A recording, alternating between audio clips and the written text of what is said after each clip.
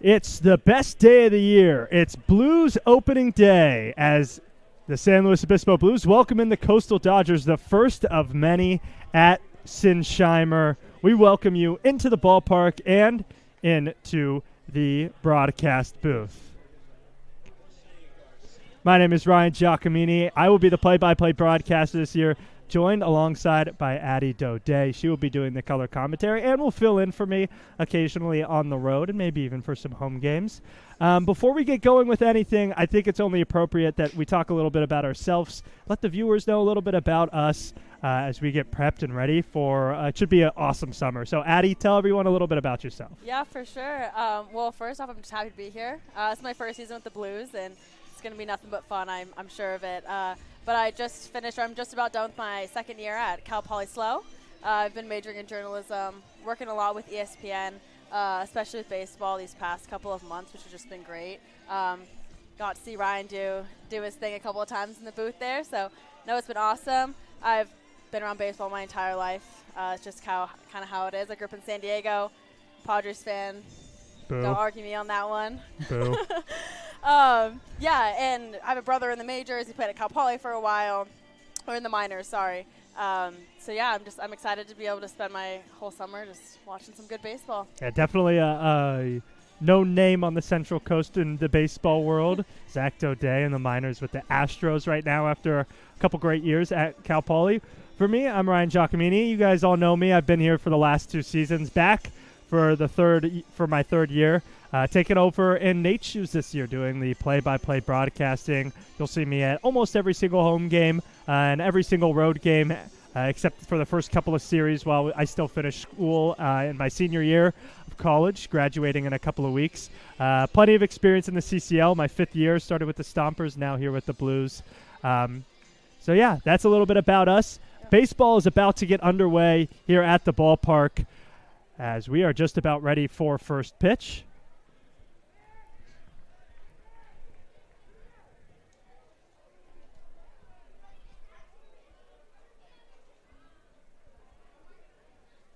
Our first pitch of the game is at 6:03 p.m. Game time temperature is 64 degrees and partly cloudy. That's how this season gets started.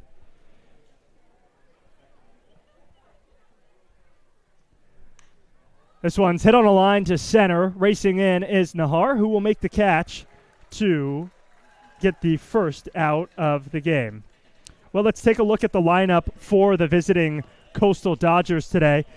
Who just got out was Brendan Kadeka. He's playing center field. Following him up is the shortstop, Cal Whipf. Then it's Brendan's twin, Bradley. He will play first base and bat third. Vega will clean it up. Bloom will bat fifth. Connor Chanley will play second and bat sixth. Connor Schwartz will bat seventh and catch, with Mac McKinley and Shane Grant rounding out the order. Grant, today's designated hitter.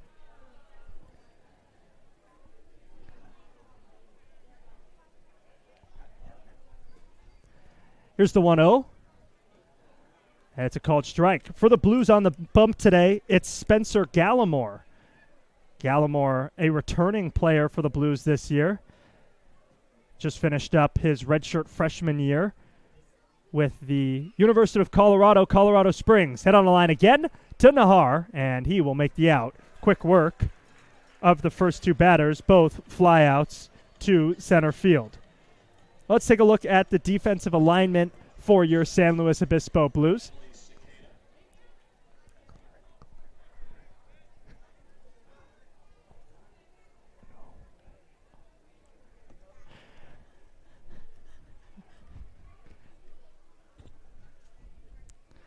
First pitch to Kadeka is a called strike. Sorry about that. Well, I'll just tell you what it is. In the outfield from left to right, it is Caleb Cassidy. Center field is Dom Nahar, with the right fielder being Kosei Suzuki.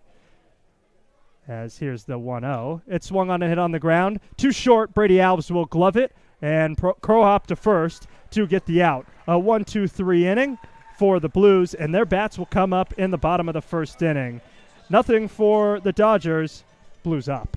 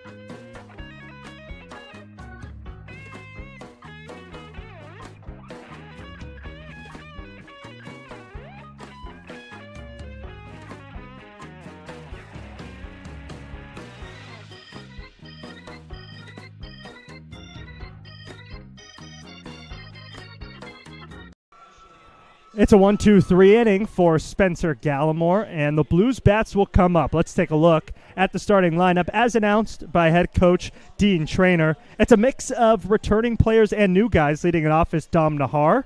Following him is fourth-year Blues player Jake Hicksabaugh. Then another returner, Brendan Comerford. And Kosei Suzuki, with his second year at the Blues, will clean it up. Josue Garcia catches and bats fifth. Caleb Cassidy and Sean Rivera's two new guys will bat sixth and seventh, with Brady Alves batting eighth and Isaiah Munoz rounding out the order. Well, here's Nahar to face the starter for the Coastal Dodgers tonight, Eric Anthony. Eric Anthony, a logger from Puget Sound. First pitch, misses upstairs for ball one. Originally from Santa Barbara, California, and Santa Barbara High School. Didn't see a ton of action this last year with the Loggers.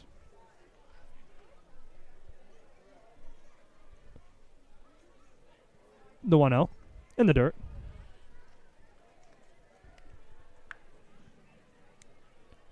Six of the 10 starters today for the Blues, returning players. Nahar, not one of those. So he awaits the 2-0. Fastball for a called strike. Yeah, we've got a lot of returning players. We've also got a lot of local kids. As NCAA is finishing out their postseason, we've got a lot of kids from Arroyo Grande, right here in SLO, Atascadero, all over the Central Coast, really. Kyle Sau even at 2 balls and 2 strikes. Yeah, you're absolutely right. It's kind of that weird time where Blues baseball starts, but Division I baseball hasn't quite wrapped up. Conference tournaments taking place this weekend. Here's the 2-2. It's a called strike 3. That's how the day gets started for the Blues at the plate. A strikeout looking to Dom Nahar. It'll bring up Jake Hicksabaugh. Yeah, so a lot of players who are on temporary 2-week contracts while the seasons kind of finish up. We're also missing a couple of Division II guys who play at Colorado Mesa. They are currently the number 1 ranked Division II team in the country and competing in a super regional at the Division II level. The D2 season finishes up a little bit earlier, so they are already well into their postseason. Here's the first pitch to Jake Hicksabaugh. Hicksabaugh in his 4th season with the Blues.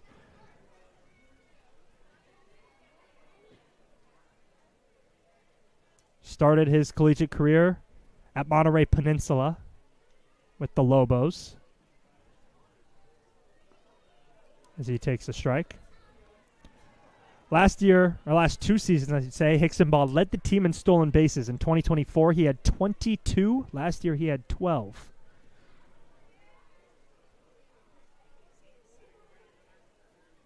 Originally from just up the road at in Atascadero. He's behind 0-2 and fouls that one into the mitt of Schwartz behind home plate for the second out.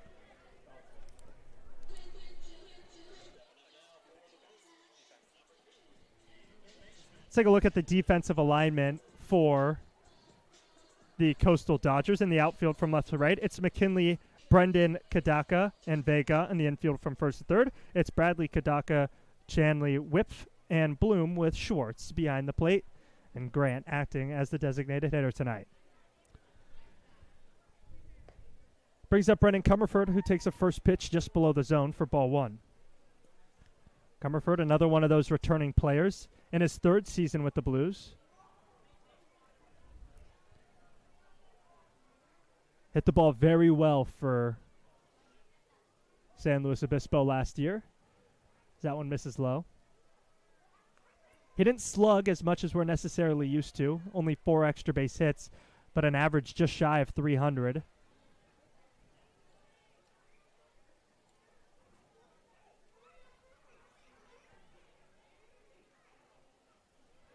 Big swing and a miss. It's 2 balls and a strike. Comerford now spends his time up in the great state of Washington.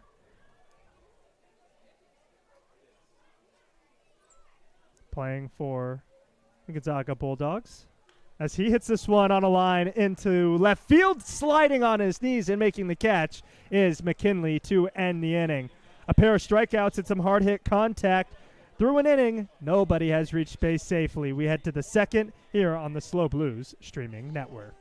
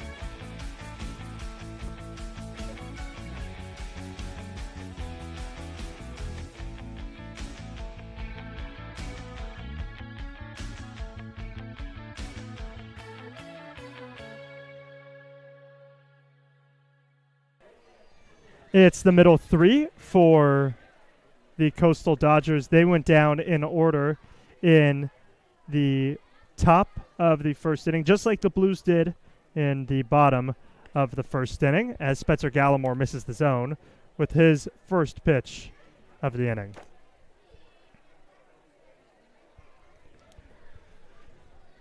Gallimore not typically a starter, but getting that role today, as that one misses as well, and he falls behind. 2 balls and a strike. At the plate is Andrew Vega, a Spartan from San Jose State. Finds himself way ahead. 3 balls and no strikes. Didn't appear this last year in his true freshman season with San Jose State. He'll get me over fastballs right there. One of the few players on this Coastal Dodgers team playing Division I baseball. Big swing and a miss over the top of the fastball. A packed house for opening day at Sinsheimer. Here's the 3-2. Fouled back. We'll do it again. Yeah, it's a beautiful day to start some baseball for the summer. Ryan and I, unfortunately, aren't quite there yet. We've still got finals coming up, but all these folks out here look pretty happy to be back at Sinsheimer Park. Swung on and chopped to Rivas, and he will field it in foul territory. Good fight here from today's right fielder for the Dodgers, Vega. Now, there's about 800 yellow or orange seats behind home plate that stretch all the way from the third base dugout to the first base dugout, and they're almost completely full. As Gallimore just missed with that one, and it's a leadoff walk.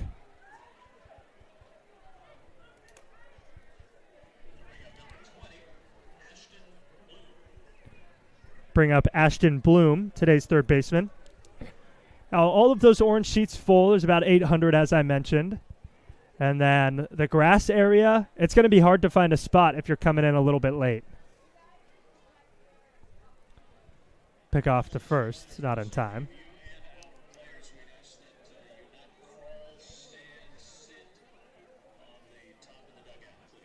We got plenty of kids running around down there, too. It's always fun to see them enjoying the game. And certainly lots of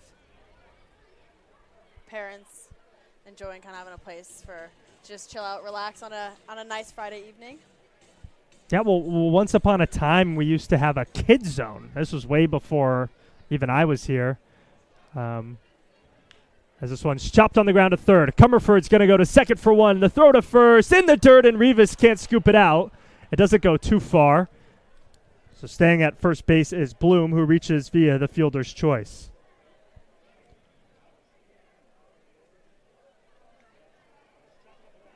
Vega will make his way back to the dugout.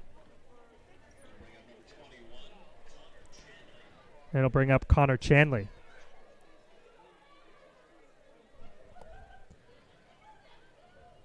It's the first of 4 this weekend.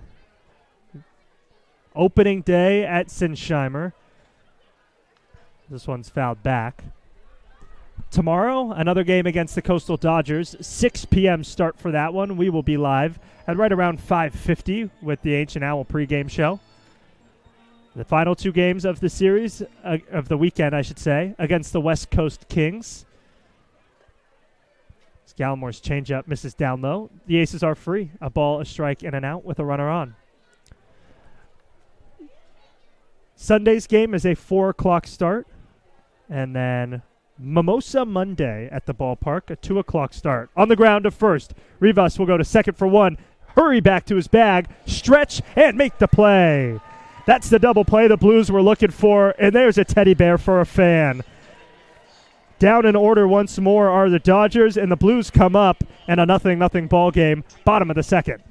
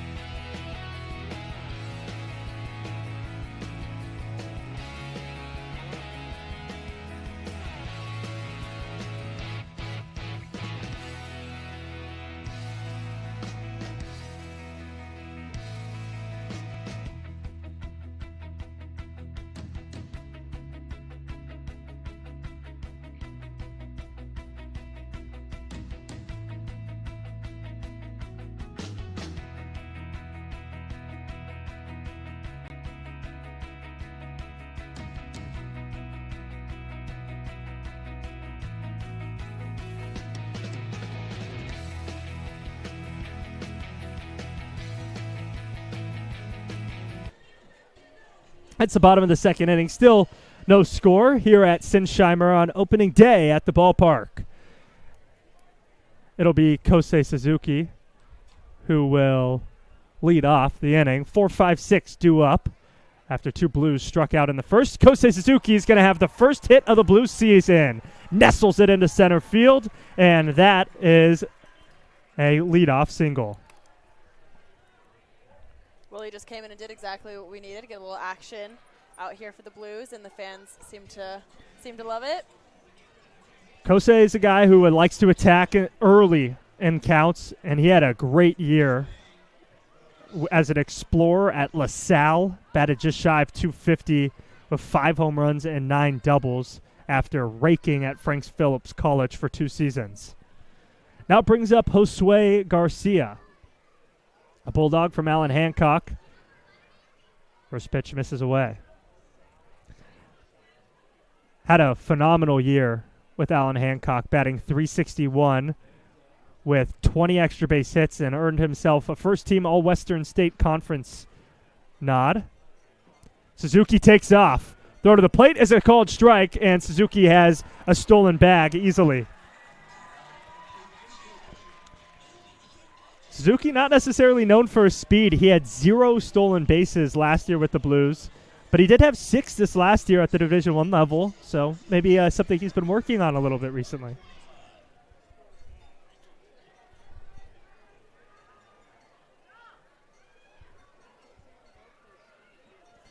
It's 1 ball and 1 strike to Josue Garcia. He waits on the slider and fouls it into the netting.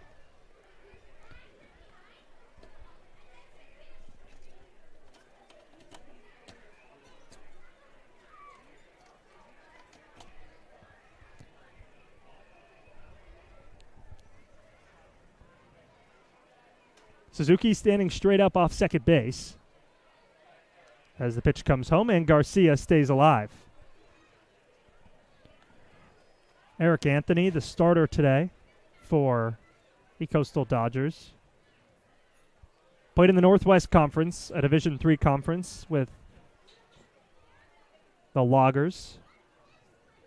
Had a solid season, a 6 ERA, but only 10 innings pitched. Not a huge sample size. Fouled off. Garcia stays alive, fouling off 3 straight pitches with 2 strikes. Blues looking for their first run of the season is 180 feet away and directly opposite of Garcia on second base.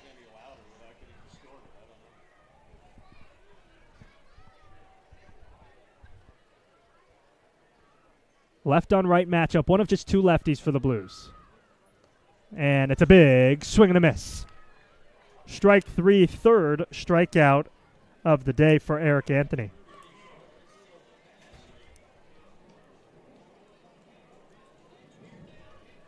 Bring up Caleb Cassidy.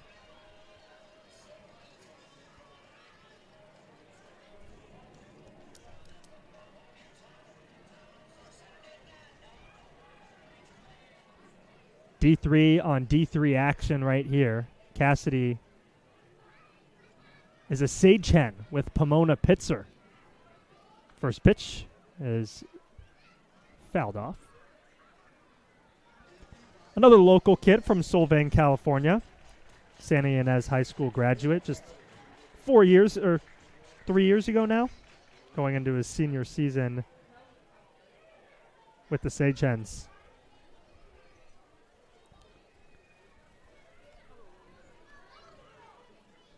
Plenty of speed at second. Suzuki there, and he takes off for third. Ball is outside, and Suzuki has stolen his second bag in just as many tries.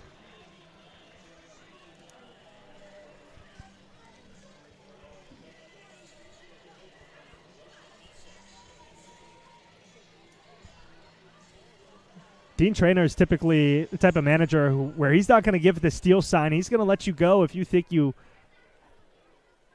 see something with the pitcher's release or something with the catcher, and Suzuki's taking advantage, making his way all the way from first to third. This one swung on and fouled off. Ball and 2 strikes.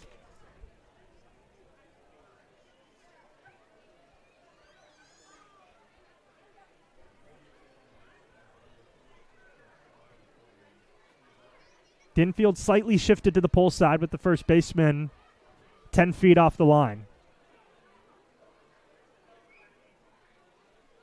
Swung on and nubbed down the third baseline. It's going to trickle into foul territory.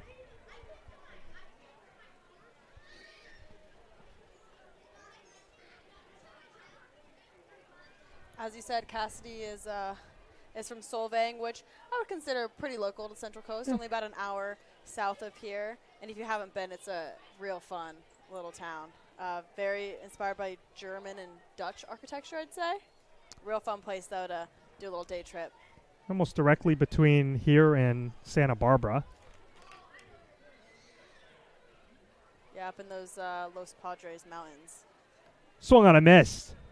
Strikeout number 4 for Eric Anthony. He is working through these Blues hitters with ease. Does have a runner on third, 90 feet away from scoring. Going to bring up Sean Rivas.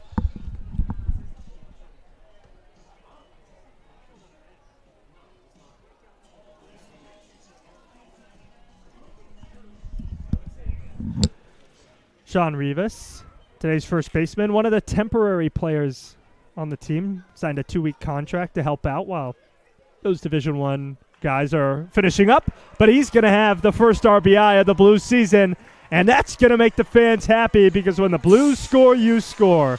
1-0 San Luis Obispo.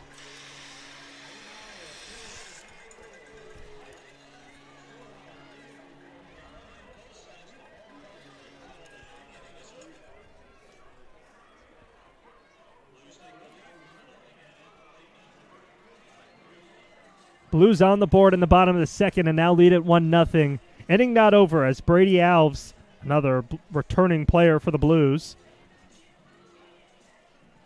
comes up with 2 outs and Rivas up first.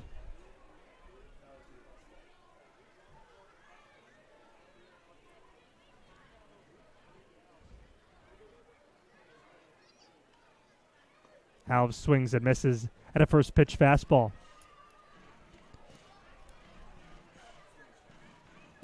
Alves had an all-right season this last year with Butte Community College.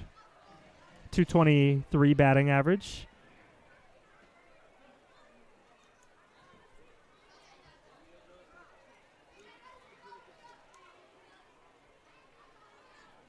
He swings and hits this one off the end of the bat, flailing away from the center fielder, but Brendan Kadaka will range it down to end the inning. The Blues get a hit as Kosei Suzuki steals 2 bags and Rivas drives him in. They score their first run of the game, and we head to the 3rd inning here on the SLO Blues streaming network.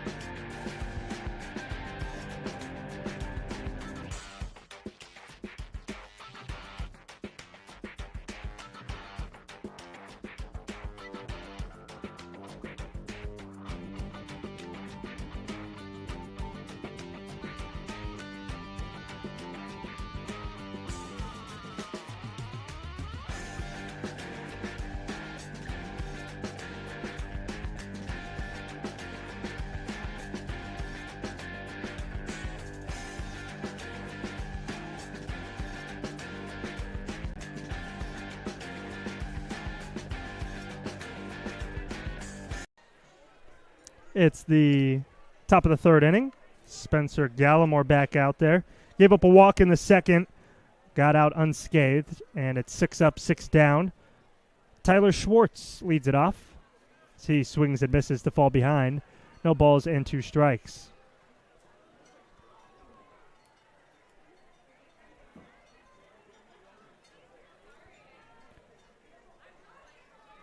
In the dirt. Schwartz sees his first ball. Schwartz is today's backstop, a sophomore from Cuesta College and Half Moon Bay High School. Fouls this one away. The Blues offensively scored the first run of the game in the bottom of the second inning thanks to a Sean Rivas base hit back up the middle. They've struck out 4 times. Just 8 batters have come to the plate. On the other side for Gallimore. No strikeouts so far, but has faced the minimum. His count works from 0-2 to 3-2.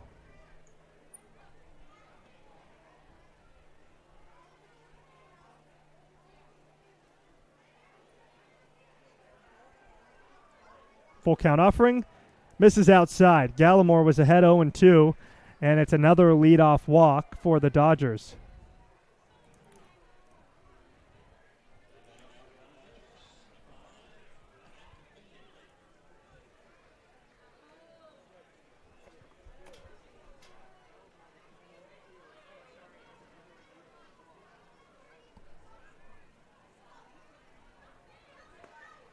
First pitch squaring to bunt, but pulling it back is Mac McKinley as he takes strike 1.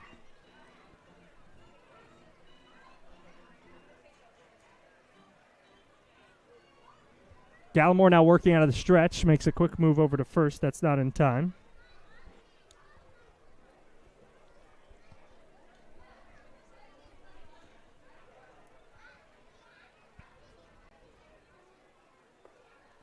Good changeup. Pulls the string and gets ahead again. This time to Tyler Schwartz, 2-0.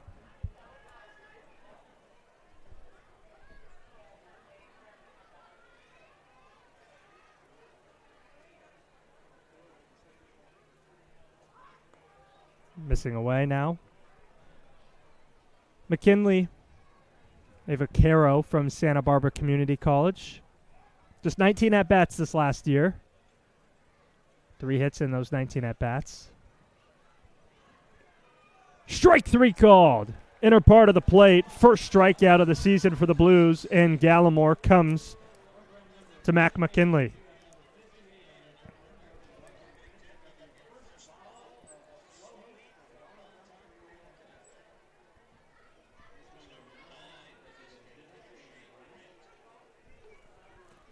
Now Shane Grant, a two-way player for Alan Hancock. Fouls it back. Going on the first pitch was Schwartz. A hit and run. Called by head coach Steve Hardesty of the Coastal Dodgers.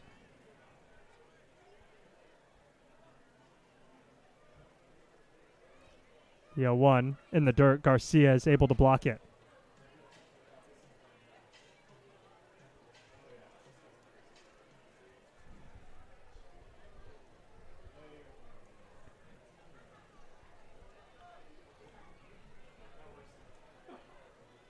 This ball is crushed to left field. Racing back is Cassidy. He switches his shoulders. It's off the bottom of the wall. Ricochets away from Cassidy.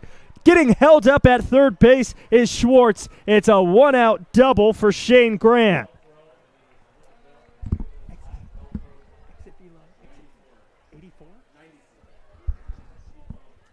94 miles an hour off the bat for Shane Grant, and it puts 2 in scoring position.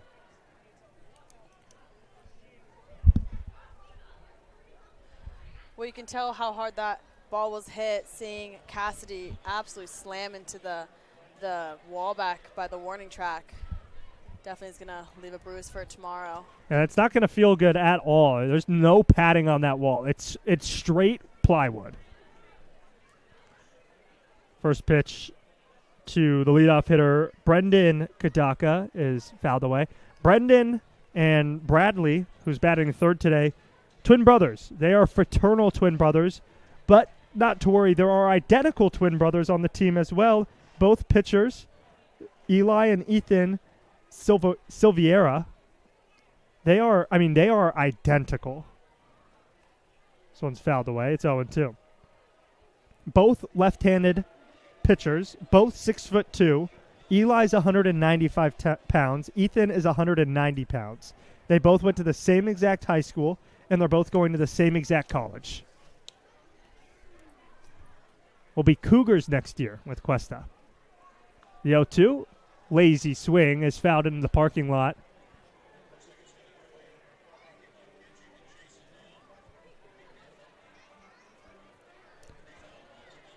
Fans continue to trickle into the ballpark. A well-attended opening day, as expected. People in the SLO community love the Blues, love coming out to games. The 0-2 misses away.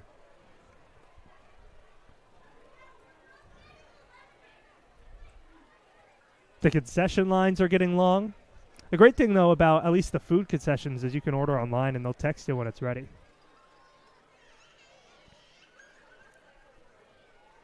One, two, up and away.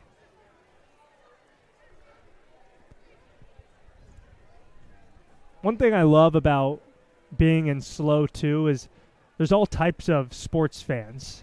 You know, you have obviously your Dodgers and your Giants, your Padres, all your California teams. But you also see other things, you know, see Cal Poly sports fans. You'll see, you know, all other MLB teams known to man. People just throw on their jerseys that they got and come out to the ballpark. You never know what you're going to see. Last year we had a couple of Orioles fans attend a couple of games. I've seen a lot of Red Sox lately. I'm not sure what that's about, but hot young team. A lot of young talent over there in Boston. Hey, that's what it's about. I'm sure at some point we'll see Twins and Mariners for some Slocals, and Brian Wu and Brooks Lee, who play at the major league level. This one's fouled up and over the press box. Yeah, there is not an inch of grass available to sit right now. Maybe a little bit in the VIP section.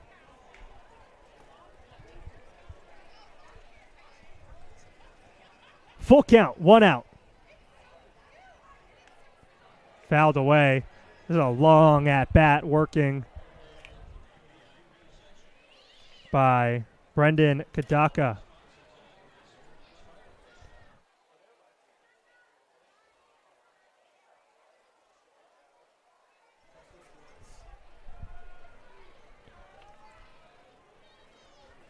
Another full count offering, fouled back again.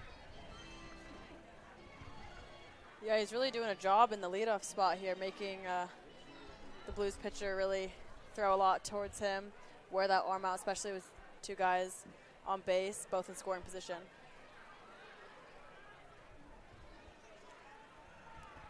See who's going to win the battle. Gallimore comes to the plate and gets the swing and a miss.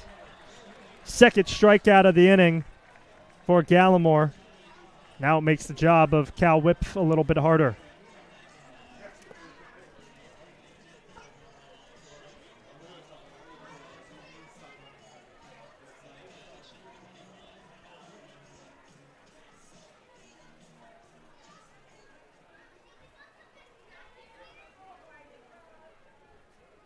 First pitch, change up to Whip is swung on a miss.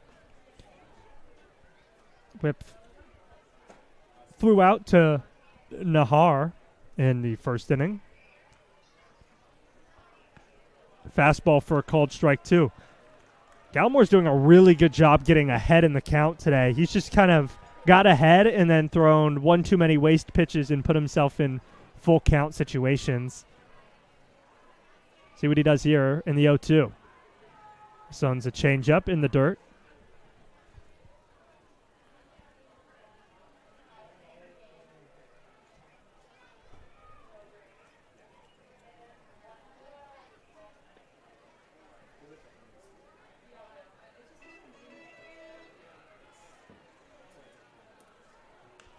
This one's off the end of the bat, slicing away from Suzuki in right field, and it's going to land in foul territory.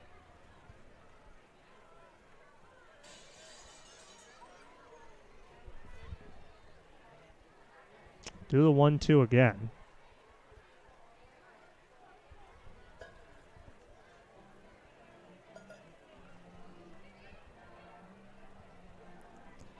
Gallimore's pitch count getting up there.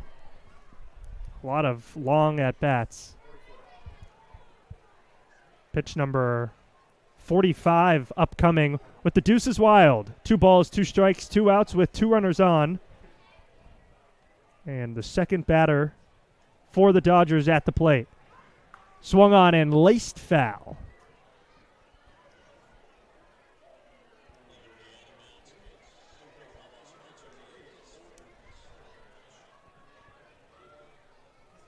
Well, the kids are certainly appreciating all these foul balls since they For sure. get the chance to run down, find them if they're in the park somewhere. 2-2 offering again, misses away. Another from 0-2 to 3-2 for Spencer Gallimore.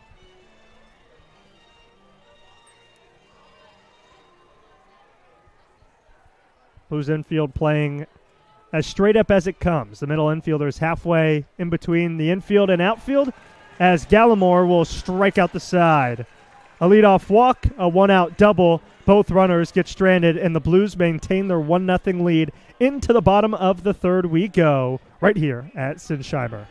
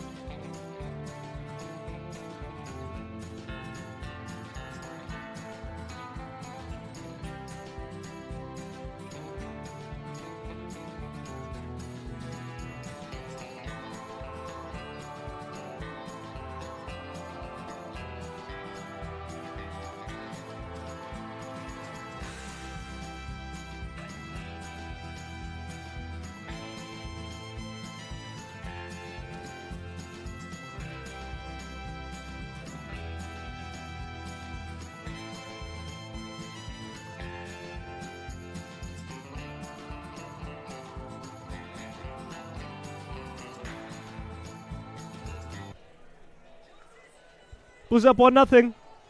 Ryan Giacomini, Addy Daudet on opening day at the ballpark. It's a beautiful one. Blue skies. It's a little chilly. Continue to get a little colder as the night goes on and the wind comes swirling in. The shade starting to drape over the fields. As Isaiah Munoz will get his first chance at Eric Anthony. 9-1-2 due up for the Blues.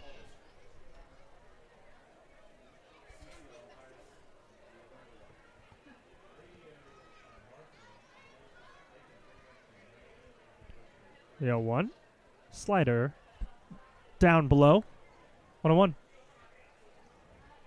Munoz has played all over. College of the Sequoias. After a year at Cuesta. Played a year with Cal State LA. Spent some time in the summer of 2022 with the Port Angeles Lefties of the West Coast League. Another summer wood bat league. Now here in San Luis Obispo.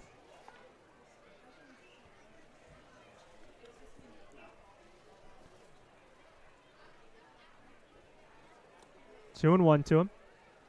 So he waits on the off-speed pitch. Hits this one off the hands into right center field as Brendan Kadaka will make the grab.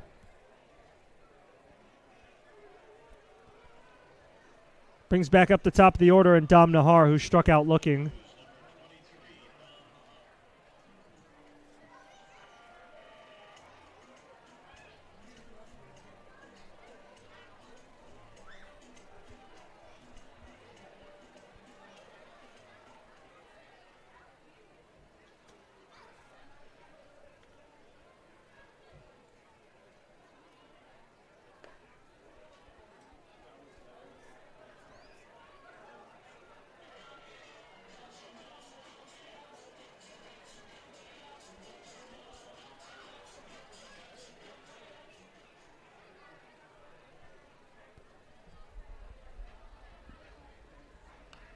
Nahar fouls this one back.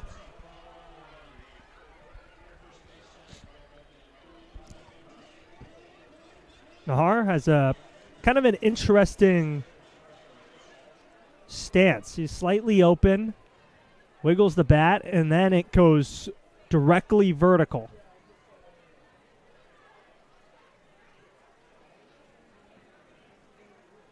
Really forcing the knob to come through first. Takes this one away. And is ahead. 2 balls and a strike.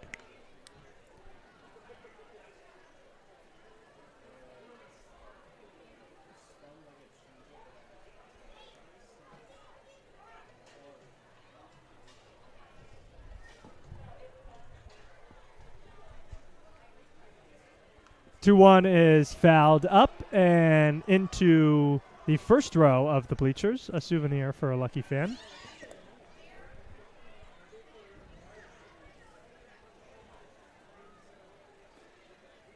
Nahar was good this last year with Cal State East Bay, a Division II school. Just a few hours north.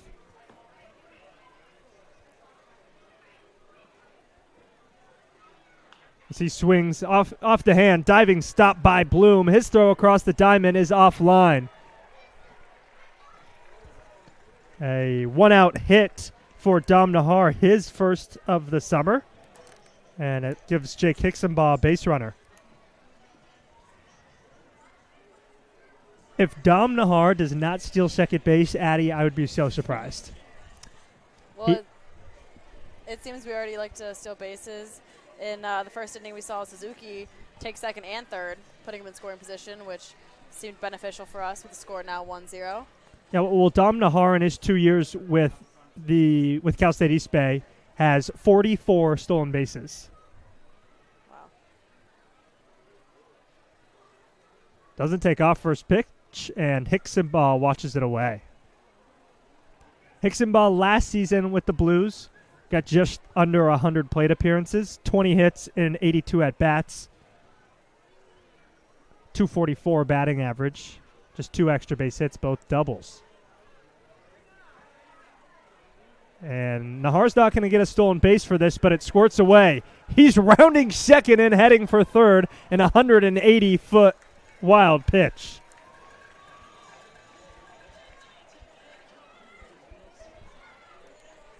You know, we'll take that. Maybe it wasn't a stolen base for him, but quite fun for the rest of us over there. Now we got another guy in scoring position going into the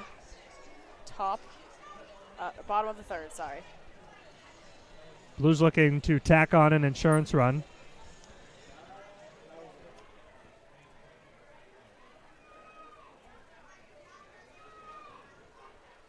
Hicksonbaugh finding himself ahead. A lefty in today's lineup. Just him and Garcia. Those are the only two. Hits this one the other way. It slows up in the grass. Backhanded by Whip and no throw to first. An RBI single for Jake Hicksonbaugh gives the Blues their second run of the day.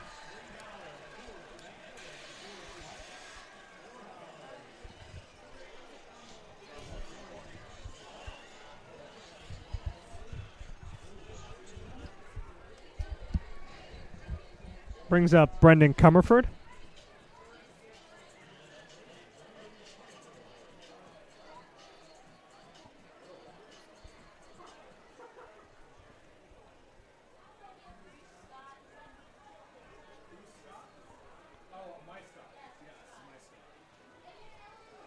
First pitch, Hicksonbaugh takes off. He is definitely someone who will steal every base he possibly can. In his 2 summers with the Blues, 34 stolen bases.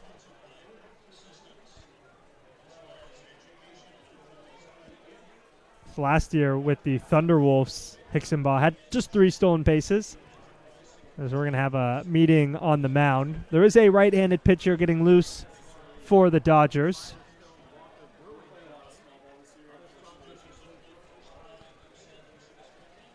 Brendan Comerford, a guy with plenty of power, and he showed it at Ohlone College.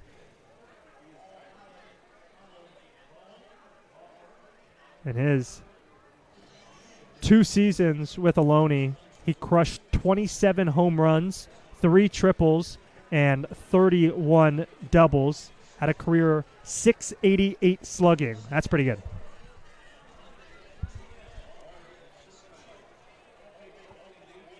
Meeting on the mound will conclude.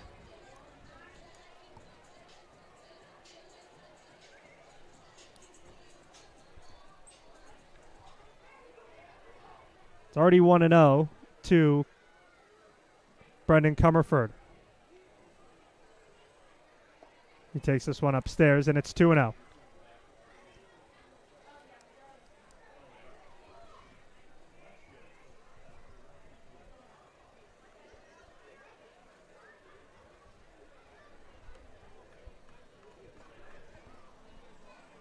Blues already have a run in this inning. They're second of the game.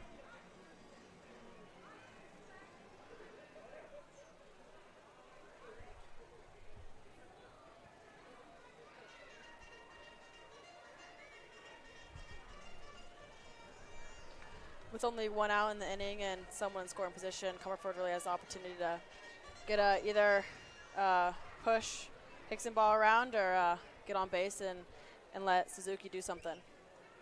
This one misses way upstairs. 3-0. Comerford, a guy who will definitely take advantage of a 3-0 pitch if it's in the perfect spot.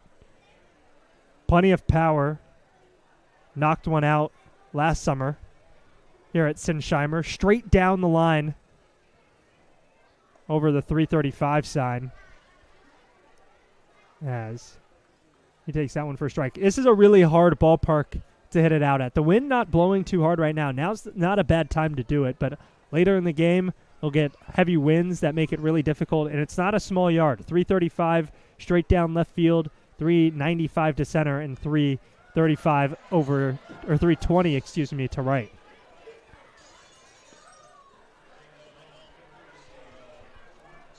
Count's now full to the Bulldog. Utilize his red shirt with Gonzaga, who will be a Pac-12 school next year after spending a long time in the West Coast Conference, shifting to the Pac-12. Here's the pitch. Swung on and popped up. Super high into left field as Whip is going to call everyone off and make the catch for out number 2.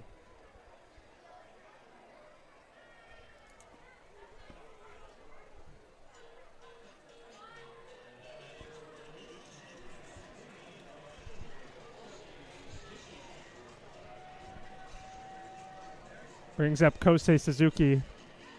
The 2, 3, and 4 hitters for the Blues, all returners this year. Suzuki last year, really fun to watch. Hit the ball very, very hard. Didn't get rewarded for it all that often. Did have 8 doubles and 22 total hits. For a Blues team that finished 3rd in the CCL North, lost in the semifinal game.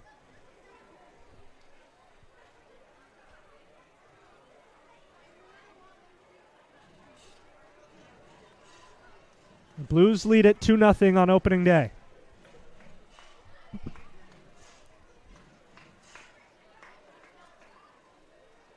Suzuki takes this one away.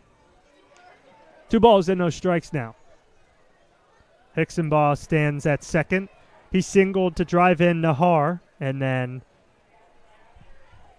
stole second base while Brendan Comerford was up.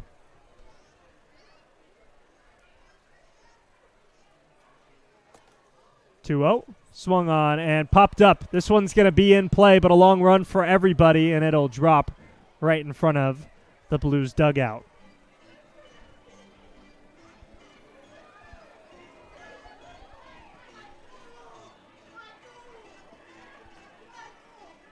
2-1 now.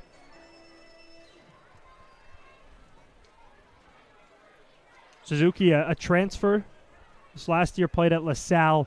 LaSalle was a baseball program that was around for a super long time, then disbanded around COVID-19 and picked back up this last year. A great opportunity for Suzuki, who raked at the junior college level to play some Division I baseball in the Atlantic 10.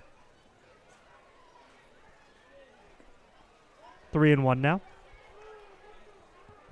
At Frank Phillips College, which is that junior college ball I was talking about, a career .601 slugging, 23 home runs, 21 doubles, with 106 runs batted in and 96 games played. Here's a 3-1. Called strike 2.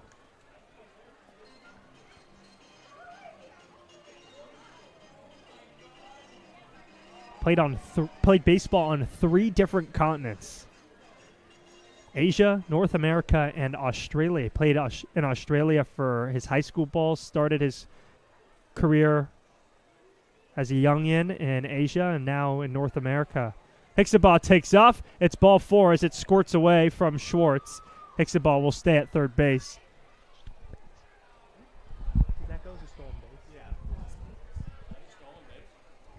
So Hixenbaugh steals third as Suzuki walks. And that'll bring up Josue Garcia as the 6th batter of the inning.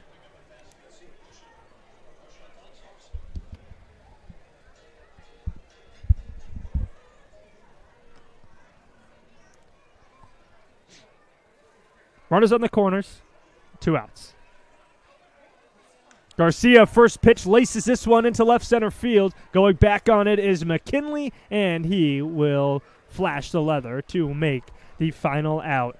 Garcia put a charge into that one, but for the Blues, they get just 1 run on 2 hits and leave 2 stranded. To the 4th we go.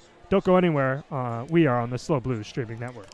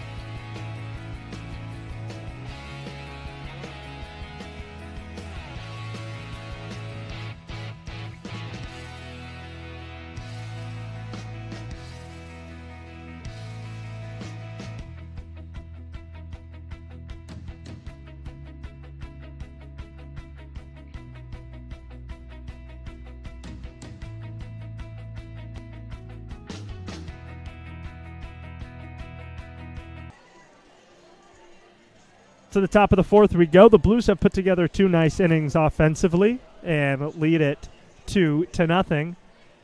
It'll be Bradley Kadaka to lead off, followed by Andrew Vega and Ashton Bloom.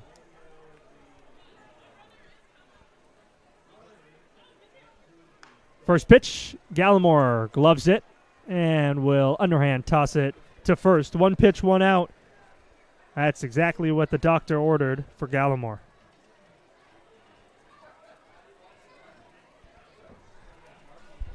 many pitches is he at?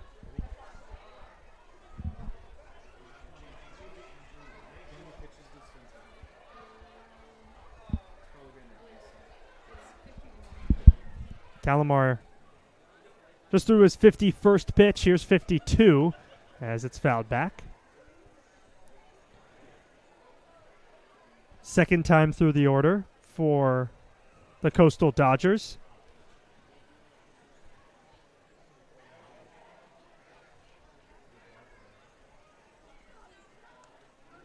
Fouled back once more, and it's no balls and 2 strikes.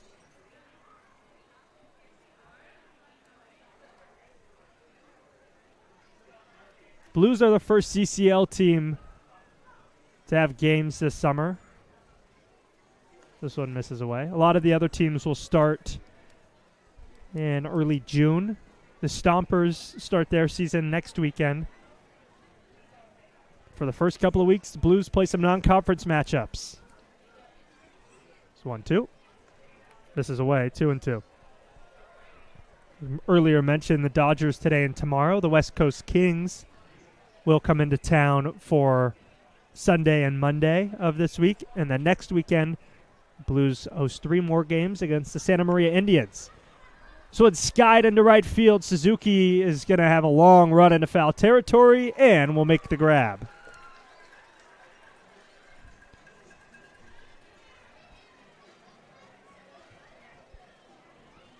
Two quick outs for Spencer Gallimore, just like he did in the first inning. Since then, had a little bit of trouble getting Dodgers batters out. Did face the minimum in the second as well, but walked the batter. And it brings up Ashton Bloom, the third baseman. First pitch is a nice cutter that ducks into the zone. Gallimore got a 4-pitch mix. It's that fastball with the changeup, the cutter, and the curveball. This one's the fastball that's fouled back. Last year with Colorado Springs, his changeup had almost a 60% whiff rate. And hitters to swing and miss when he pulls the string. There's the changeup. Doesn't get the chase there.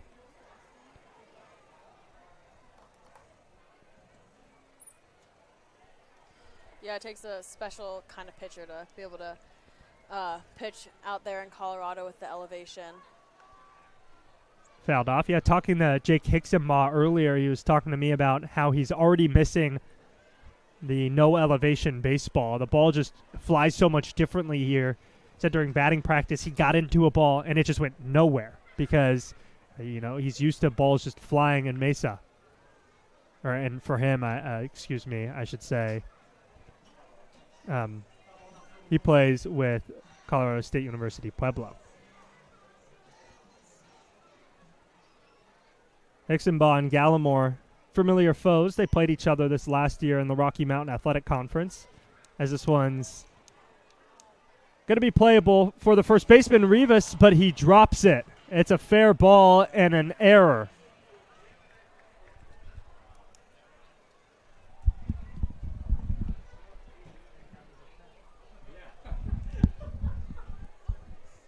So a 2-out error puts a runner aboard. Gallimore announced he was entering the transfer portal on Wednesday morning after 1 year, 2 years technically, with University of Colorado Springs. He redshirted his first year there. Last year only threw 13 innings, 5.54 ERA, struck out 14 batters. Not a bad year. Dean Trainer's out of the dugout for the first time this season, talking with the home plate umpire maybe about whether that ball was fair or foul. It's a quick conversation.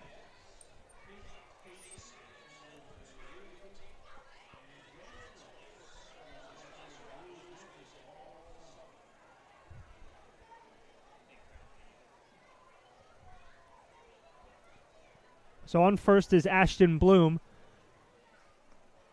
As the first pitch to Connor Chanley is a called strike.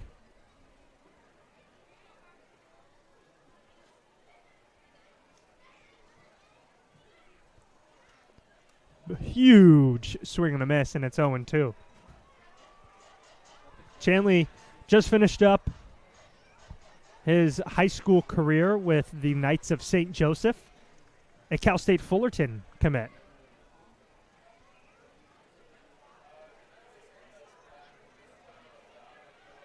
Throw over to first. Chanley was a two-way with the Knights. Last year, his senior year of high school, he appeared 10 times and threw 35 innings. That one misses away. At the plate, he batted .371 with a .551 slugging. I mentioned good enough for him to commit to play Division I baseball in the Big West. It's a few hours south of here. This one swung on and fouled off. Reached to protect the zone.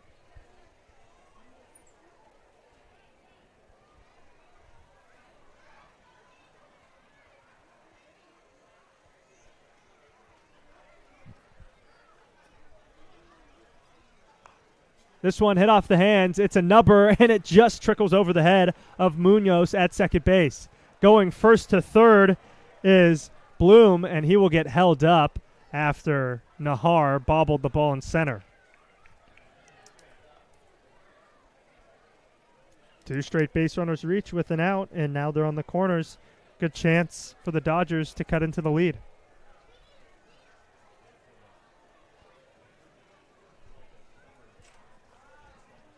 Brian Traynor, the pitching coach, is going to come out to talk to Gallimore.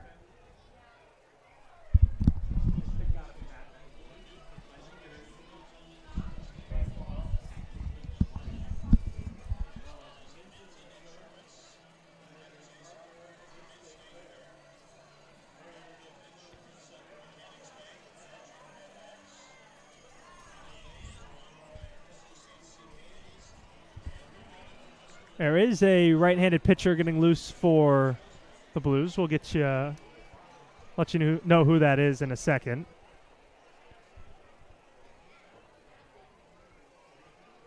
It's Matt Betancourt, another familiar face for the Blues. Runner goes first pitch. The throw down is not in time. Stolen base for Connor Chanley puts 2 in scoring position now.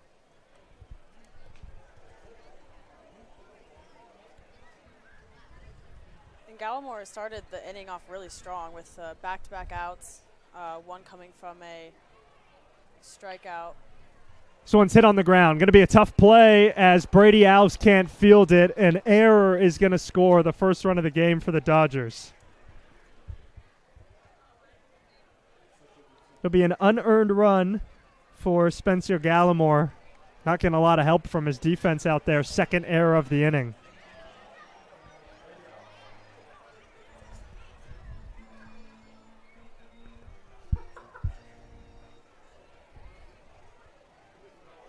Runners back on the corners once more. This time it's Schwartz on first with Chanley on third. As the first pitch to Mac McKinley is a called strike. McKinley recorded the first out of the top of the third inning. It was the first strikeout of the game for Gallimore. Runner goes, and there's no throw from Garcia. Another stolen base for the Dodgers in this inning.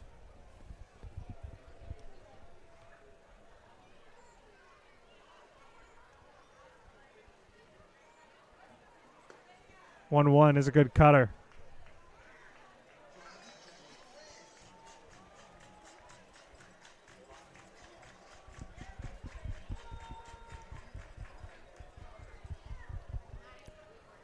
One out away from getting out of this inning. This one squirts through the legs of Garcia, and it's going to be another Dodgers run.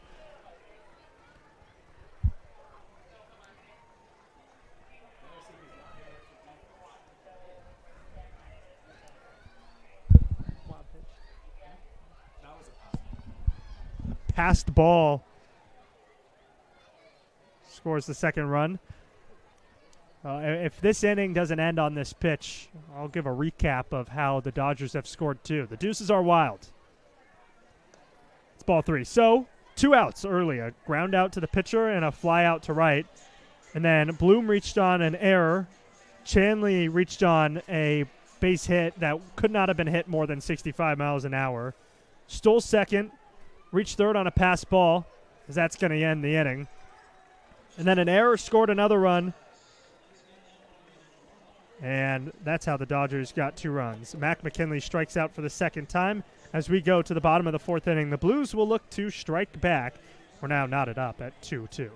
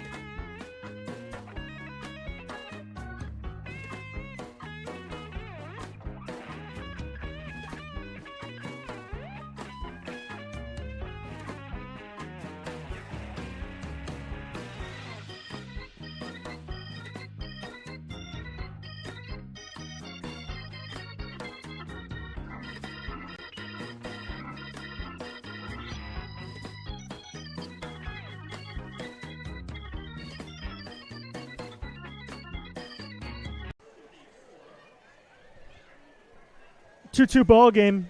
Dodgers got both runs back in the top of the 4th, and they bring out a new pitcher. It's Noah Habib, a right-hander from Santa Barbara Community College. Coming out in a familiar situation in relief, typically where he's been used in his entire high school and college career. First pitch is a called strike right at the knees to Caleb Cassidy.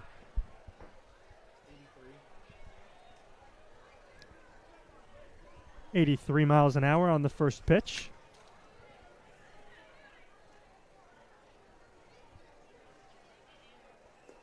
This one's down and away. A ball and a strike.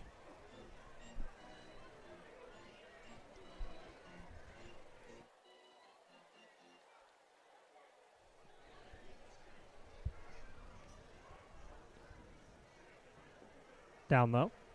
Cassidy did play summer ball last year, but on the opposite side of the country. He played for the Hornell Steamers of the New York Collegiate League. Very productive season there. OPS just above 900 with a .323 batting average. 2-1, misses low. Decided to play a little closer to home this year. A Santa Ynez High School graduate.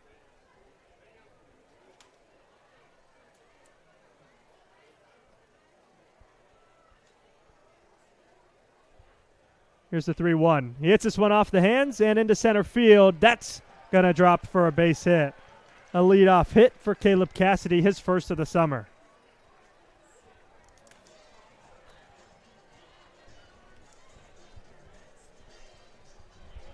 It'll bring up Sean Rivas.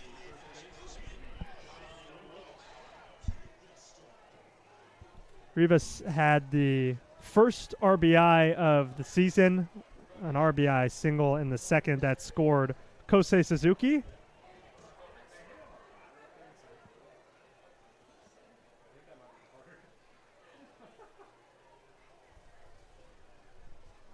Sizable leadoff first. First pitch is way away.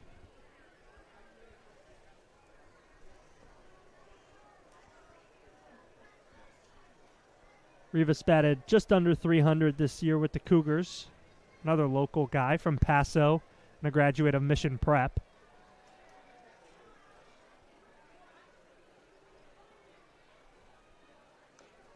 Swung on and fouled off his right shoulder after bouncing off home plate.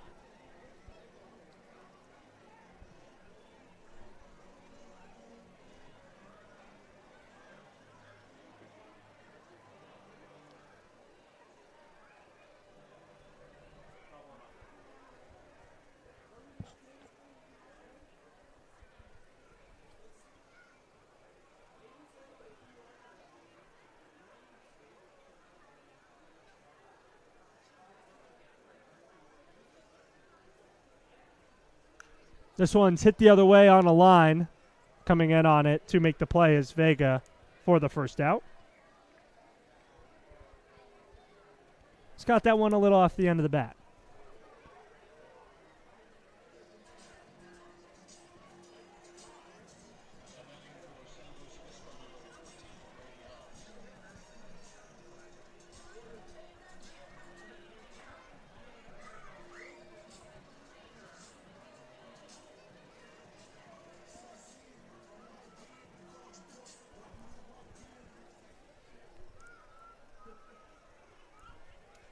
Cassidy still stands on first base after leading off this inning with a single. It's Brady Alves. Comes up. Taking off first pitch. It was a hit and run. Alves missed it, and Cassidy stole second safely.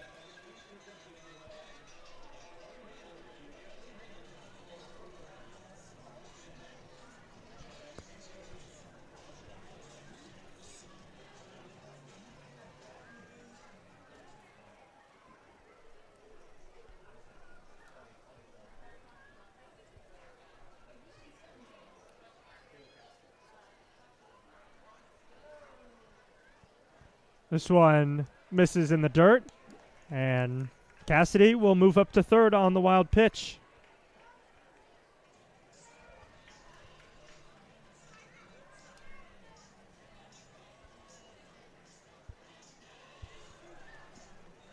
Alves drove in 5 runs for the Blues last year. Has a chance to get his first of the summer right now. 90 feet away as Cassidy stole second. Reached third on the wild pitch that just happened.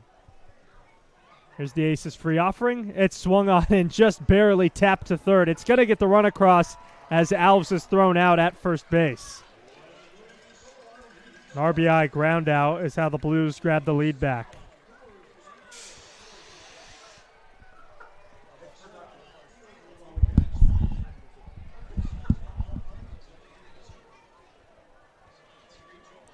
Three to 2 Blues. They've now scored in 3 consecutive innings. Addy, that'll make the fans happy because when that happens, $3 beer, $4 wine. You score in every inning, that's a $3 beer every inning. I think that's making a lot of people happy, not just the Blues fans. First pitch misses down.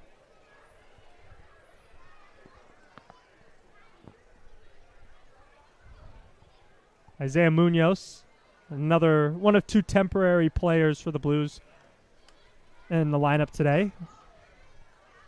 The other one, Sean Rivas, who flew out for the first out of the inning. Munoz struggled a little bit this last year with the Golden Eagles of Cal State LA. Batting average under the Mendoza line. That one misses away. Had a very good year a couple seasons ago with the Giants of the College of the Sequoias. A 400 batting average with a 640 slugging as this one's crushed into center field. Going back on it is Kadaka, and he makes the catch on the run to end the inning. The Blues get a run as Cassidy comes around to score, and they take the lead back. We go to the 5th inning right here on the SLO Blues streaming network.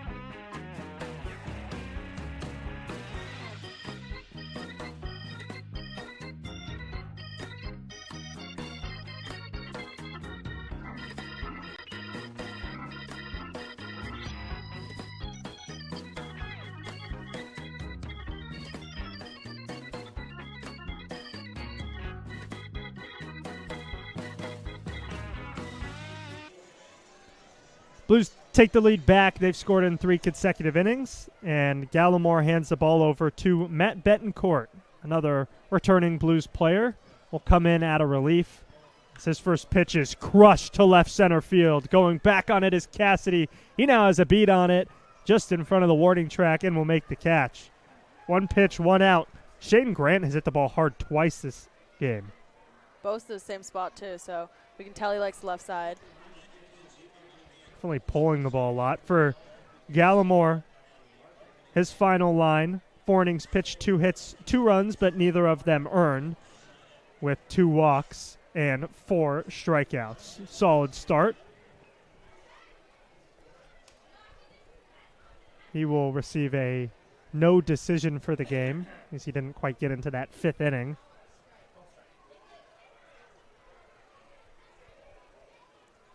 This one's hit on the ground.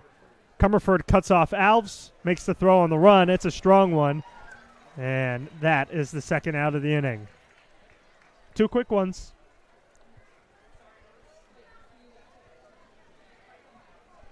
Exactly what the Blues need. They got the lead back, put up another 0, let those bats get back up there. You have the top of the order due up. We almost saw an identical start in the top of the 4th inning with a throw from the pitcher to first.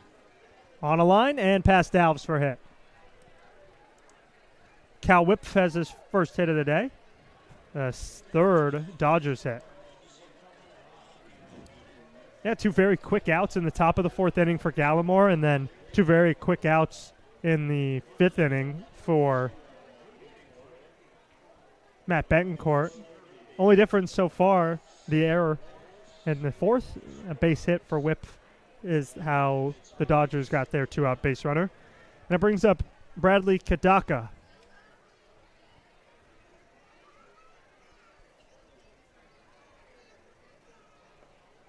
Slider misses away.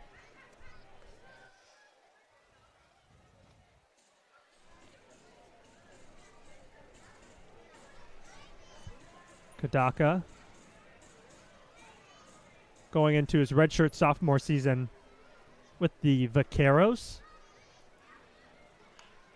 Off the hands and to Alves. He slides, flips it to second, and that will do it for the inning.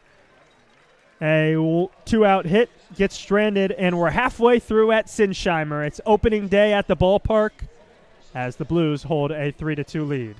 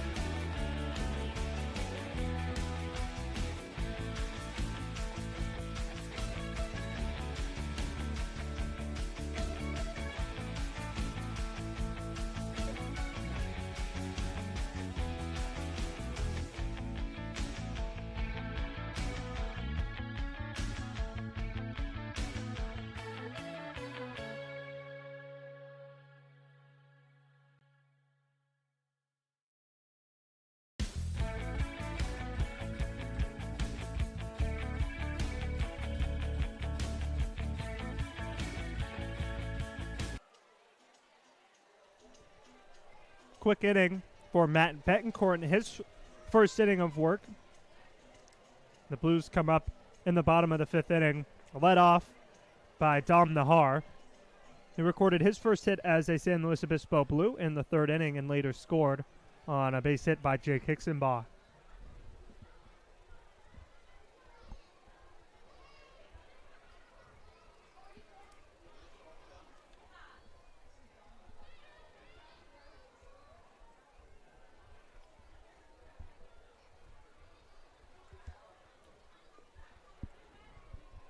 Nahar is very familiar with the CCL. Played as an Alameda Merchant last year, where he was a CCL All-Star.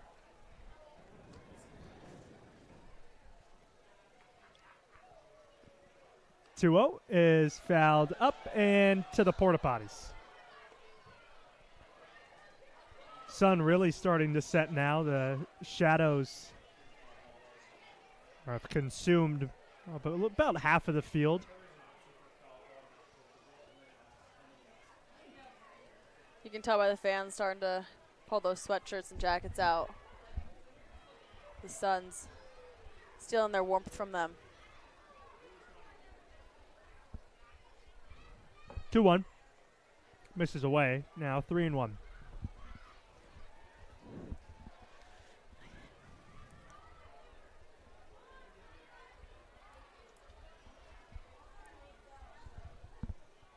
A Division II player with the Pioneers.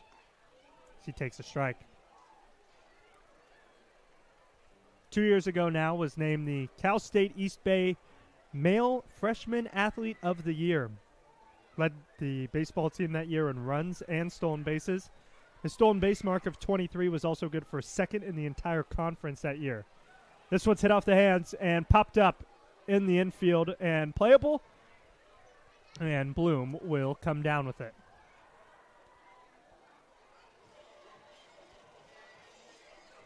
The pop out is how the bottom of the fifth gets started. Jake Hicksenbaugh will come back up for the third time.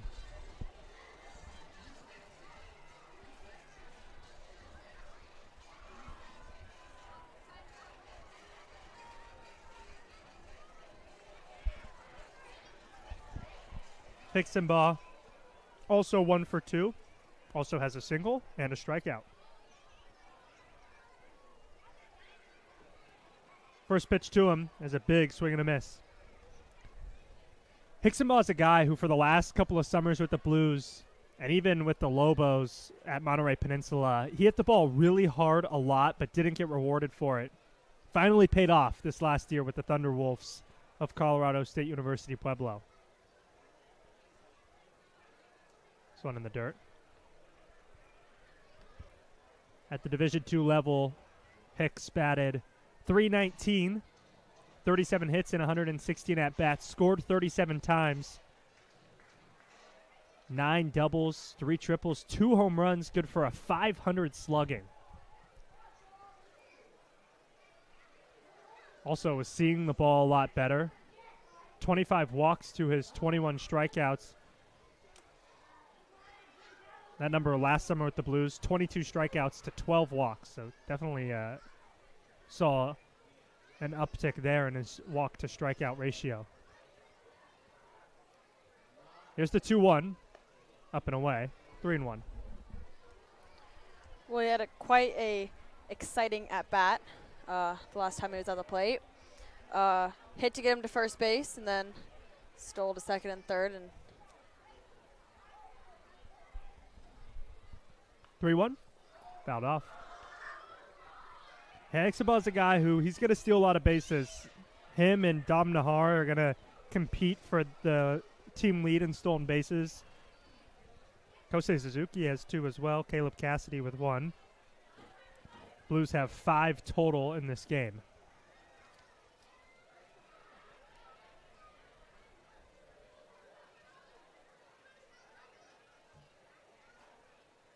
Hicksenbaugh rips this one down the line. That's going to be a fair ball. Tons of speed from Hicksenbaugh as that gets all the way to the corner. Hicksenbaugh rounds second and will stay there. A stand-up double, the first extra base hit of the season.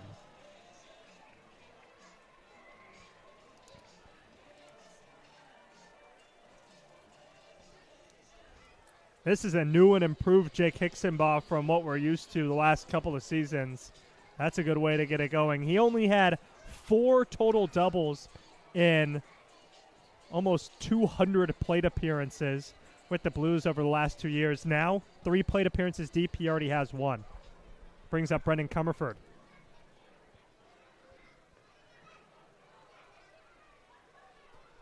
Comerford, another very dangerous hitter. Did not see time this last year at the Division I level, but was great for the Renegades of Ohlone College up north at the JUCO level.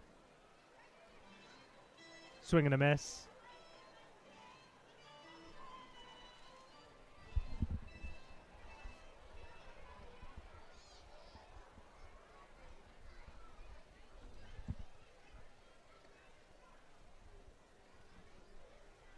Ball, a strike, and an out. Into the netting. And Noah Habib gets ahead.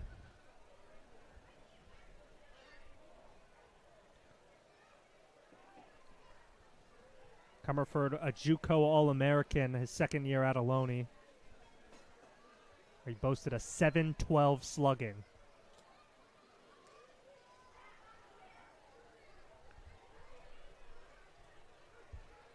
Oh, and misses away.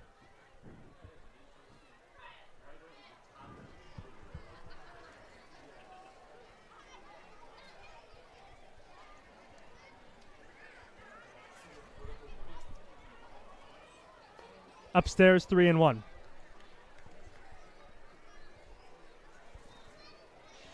Oh, excuse me, it's a full count now. 3 straight at-bats. Full counts.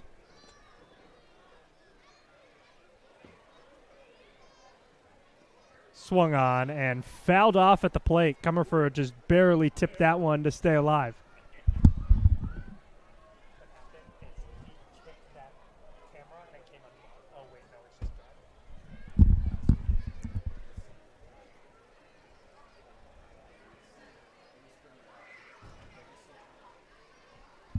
Another full count offering from Habib to Comerford. Hixenbaugh on second as Comerford draws the walk. 2 on now for the cleanup hitter, Kosei Suzuki.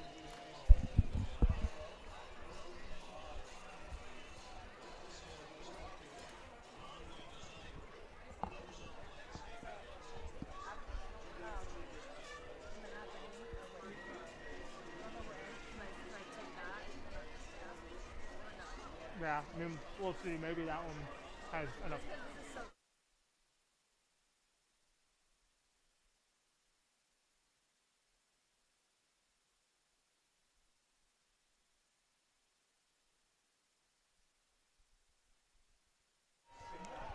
Kosei Suzuki, a great opportunity to extend this lead.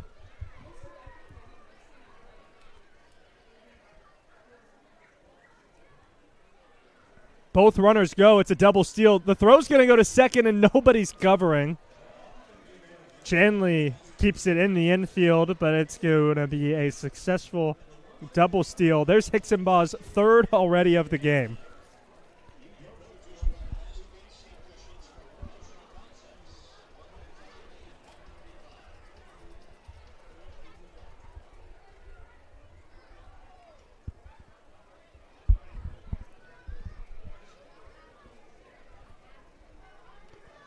Touring scoring position. Suzuki 1 for 1 today. On the ground to second. It's going to score a run as Hixenbaugh comes in. Suzuki will be thrown out as Comerford moves to third.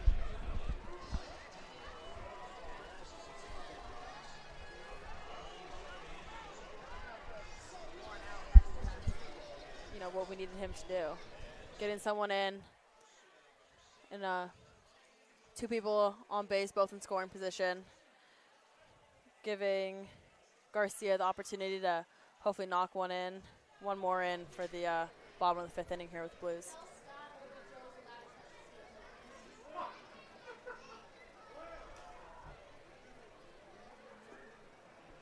First offering as a called strike.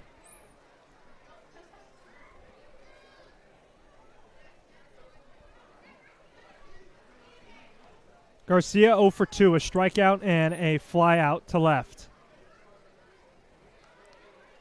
Finds himself behind. No balls and 2 strikes. This kid can hit. Batted .361 this last year. 20 extra base hits. 61 total hits for him. He takes this one away.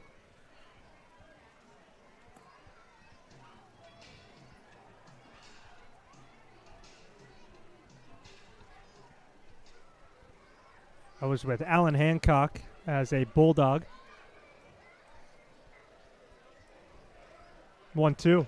Swung on and chopped to second. Playing it on a friendly hop is Chanley as he tosses it over to first to end the inning. The Blues add on to their lead. It's now 4-2 as we go to the 6th inning with the Dodgers coming up.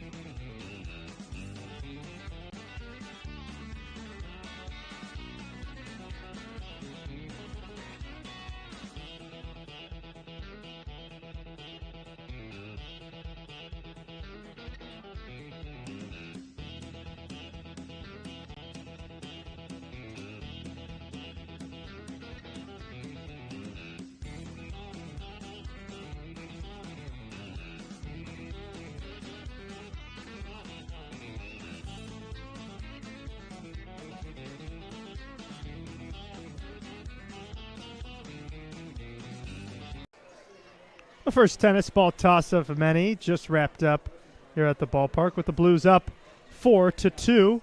Ryan Giacomini, Addy Daudet. It's opening night at the ballpark. Blues open their season with a 4-game set. 2 against these Dodgers and 2 against the Kings on Memorial Day weekend. Perfect weekend for opening day. Kids will be off school on Monday, so I'm sure we'll have lots of families out here enjoying the weather and the long weekend.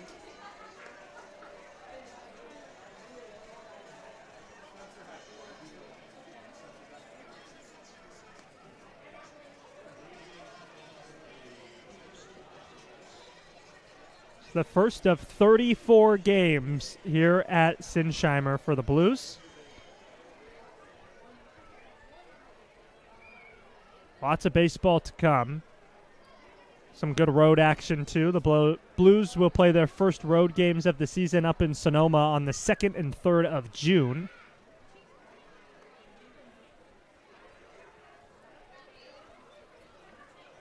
They then come home that weekend before going back on the road during graduation weekend here at Cal Poly. 5 straight games on the road that weekend.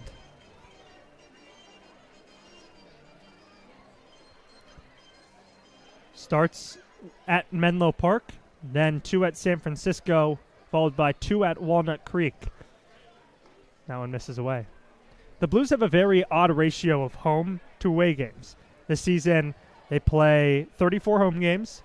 They have the 7 away games I just mentioned, and they play 7 other games on the road.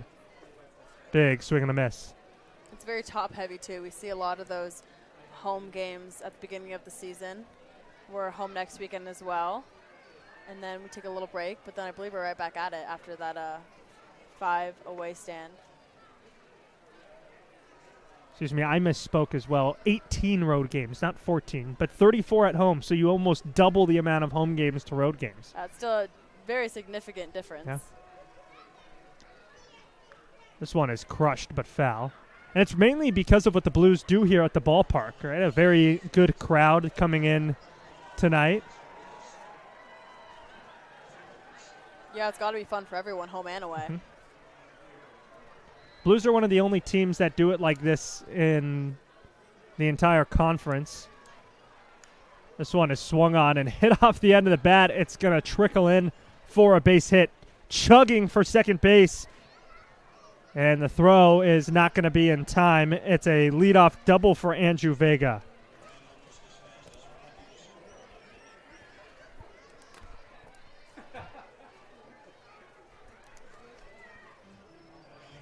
Brings up Ashton Bloom. Bloom, fresh out of high school. Might even still be finishing up that senior year at St. Joe's. Not too far from here. Considered a pretty elite athletic high school in the area. So he watches strike one. And his numbers this last year were elite to say the least. A .429 batting average, a .504 on base with almost a .700 slugging. On the ground the other way. Long run for the second baseman, Munoz, who will make the play to keep it in the infield, but no throw. And it's back-to-back hits to lead off the sixth. There's a good effort to keep it in the infield. If that ball gets past Munoz, Vega scores. Yeah, you can see the left base coach holding up the stop sign, which makes sense. Munoz caught that right on the edge of the grass there, but put up a good effort to not let that out into the outfield. So runners on the corners with nobody out. A high chopper up the middle. Alves can't glove it. He throws to first, and it's not in time. Another error for Brady Alves. Vega scores, and it's 4-3.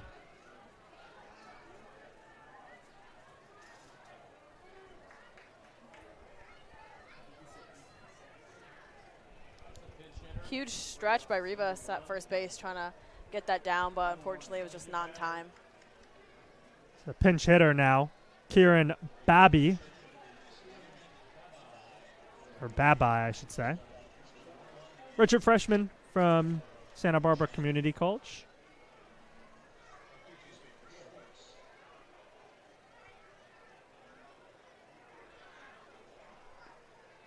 Babai, a San Marcos High School graduate from Goleta, California. His 3 years at the varsity level with the Royals of San Marcos High School. He batted right around 300.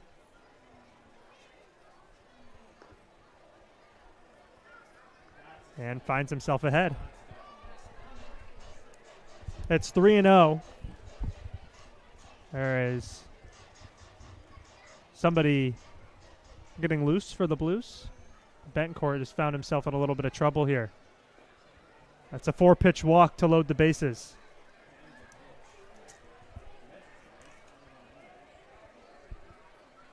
And here comes Brian Traynor, maybe.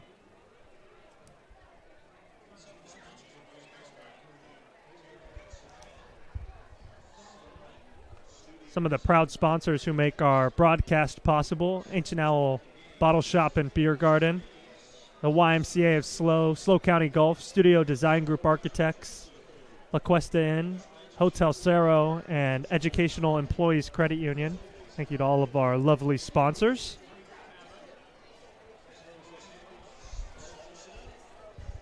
The bases are loaded with nobody out. A run already in here in the 6th. The battery in the infield meeting with the pitching coach right now for the Blues. Seems they're going to let Betancourt get out of this.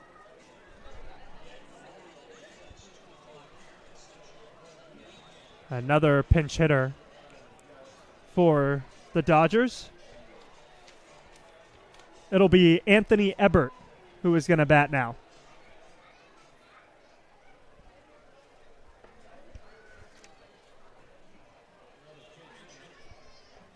First pitch is a called strike.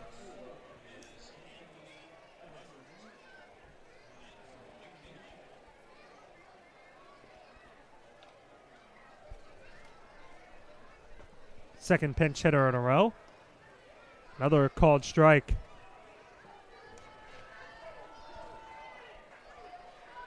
Huge strikeout spot.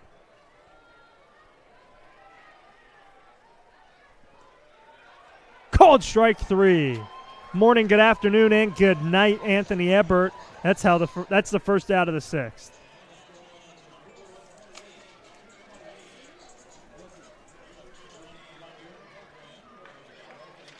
Betancourt doing exactly what we needed him to do in that situation with no outs and bases loaded. Strikeout was pretty critical right there. Shane Grant is going to hit. No pinch hitter for him as he's hit the ball very, very well twice in today's game. Both out to left field, too. Big swing and a miss. And the aces are free.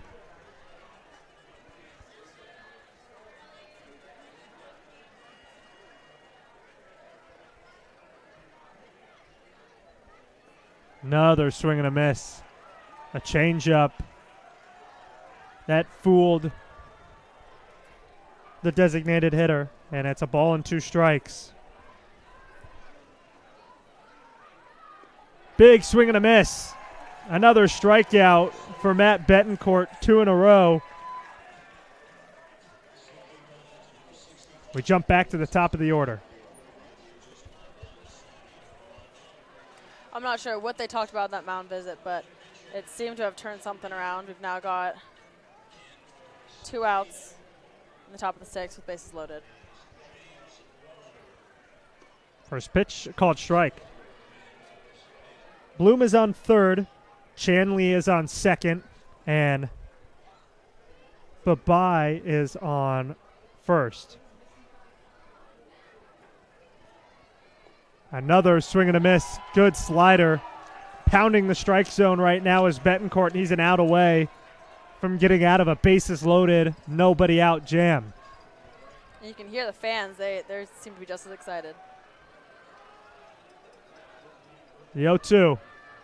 Called strike 3.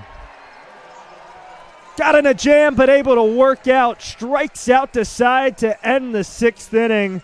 And the Blues will come back up. They maintain a 4-3 lead as we head to the bottom of the 6th here on the SLO Blues streaming network.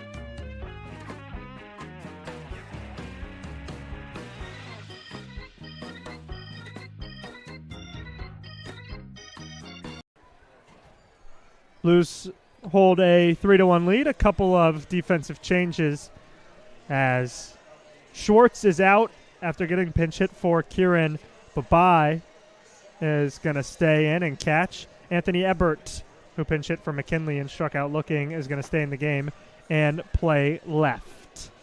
For the Blues, coming up, it'll be Caleb Cassidy, who singled and later scored his last time up, and watches strike one.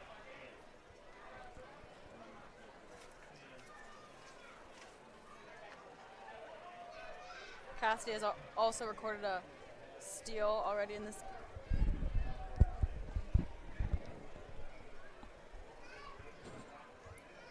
Yeah, you're right. He showed off the speed a little bit.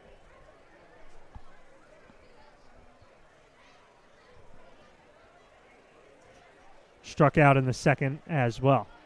Third at bat here with the Blues up a run. No more sun on the field. This one misses away. You can really feel it, especially up here in the box when the sun drops. Oh, yeah. You can see the flag out in center field's blowing around a little more than it was early in the game. Overall, more cold weather pushing through.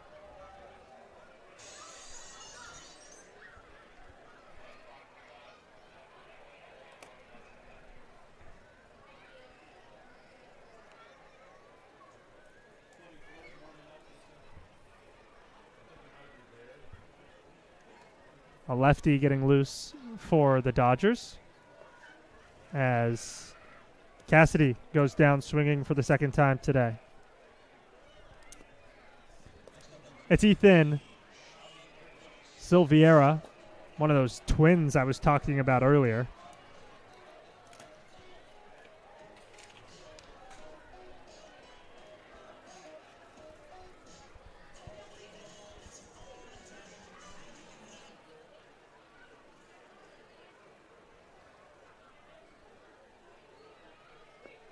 First pitch to Rivas is a ball. Rivas had a crucial error in the fourth inning when Bloom popped up to first base. So he watches a changeup for a strike. Bloom later scored in that inning.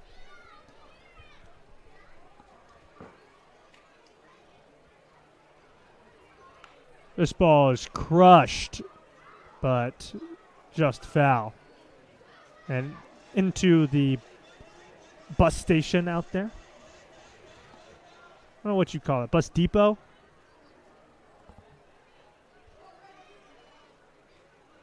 They store all the buses for the SLO County Unified School District.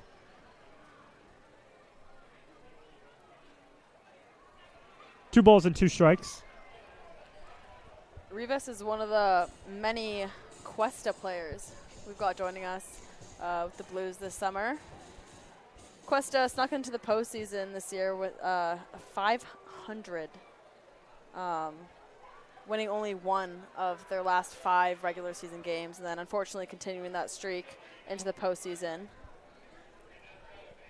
falling short to Grossmont and then Alan Hancock. Called strike 3. 2 strikeouts in this inning for Noah Habib. Yeah, Rivas, a temporary guy, just filling in while Division I baseball and late Division II and Division III baseball finish up. Most notably, a couple players for the Blues who have not arrived yet are Joey Blank and Tate Blasi, who both play with Colorado Mesa, the number 1 Division II school in the nation. And a lot of other Division I guys who haven't showed up because their team still actively playing, guys like Moose Queller, Chase Rogers, who we'll see in a few weeks. Be as early as next weekend, depending on how their Division I teams do.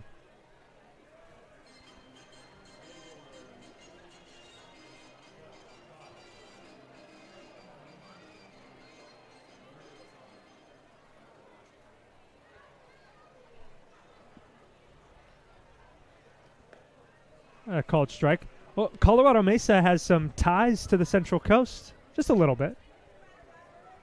Cal Poly's men's basketball head coach, Mike DeGeorge, spent a couple years over at Colorado Mesa, brought a few players over with him. Has kind of resurrected the basketball team across town. Oh, certainly. Bringing in a lot of international players as well. I think we've got 9 countries represented on our roster. Yeah. Guys like Hamad Musa from Doha, Qatar, who's currently in the transfer portal. Huge for our program this year, though. Led the conference in scoring. Peter Bondel from Slovenia, as that is going to be swung on for strike 2. And the count is full to Brady Alves.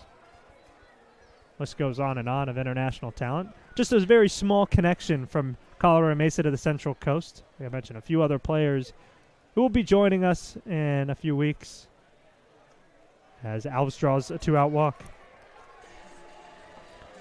Ball hasn't been put in play yet in this inning, and there's 2 outs with a runner on for Isaiah Munoz.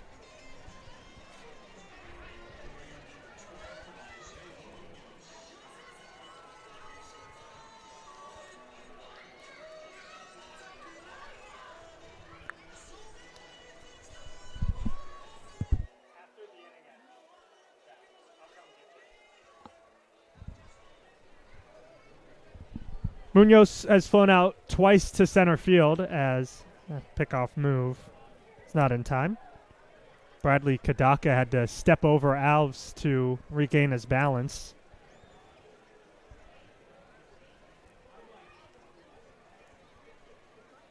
Blues lead at 4-3. Big swing to miss. Blues have also out-hit the Dodgers in this game, 6-4, but the Blues have committed 3 errors, 2 by Brady Alves and 1 by Sean Rivas. 1 on the ground, playable for the second baseman Chanley as he tosses it to Whip for the 3rd out of the inning. A quick inning with a base runner stranded via a walk. We head to the 7th inning, Blues up by 1.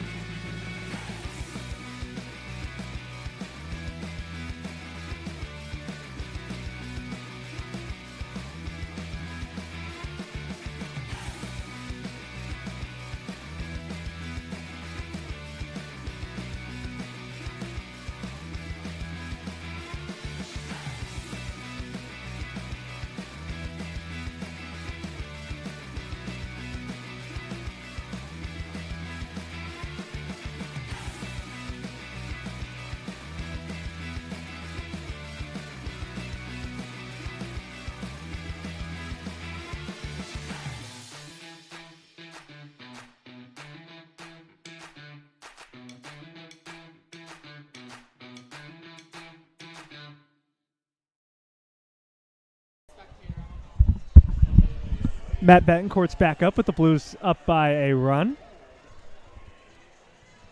For the Dodgers, it'll be 2-3-4 due up.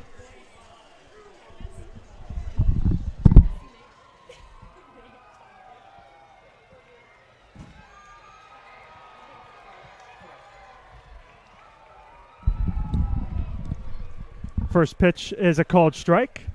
Whip 1 for 3 today. A single in the 5th with a strikeout in the 3rd and a flyout in the 1st. Good slider for a called strike, too. Bencourt really was starting to pound the strike zone late in the 6th inning. Struck out the side to end the 6th. Yes, in very exciting fashion as well. Really got the crowd going here at Sinsheimer Park.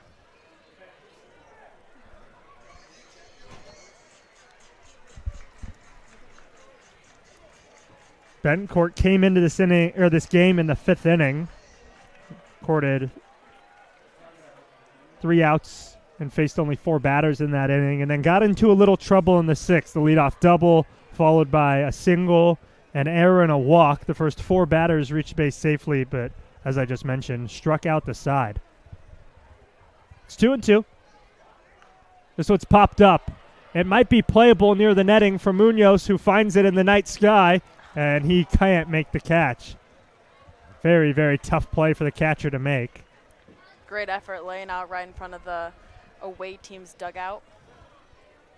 Good effort indeed.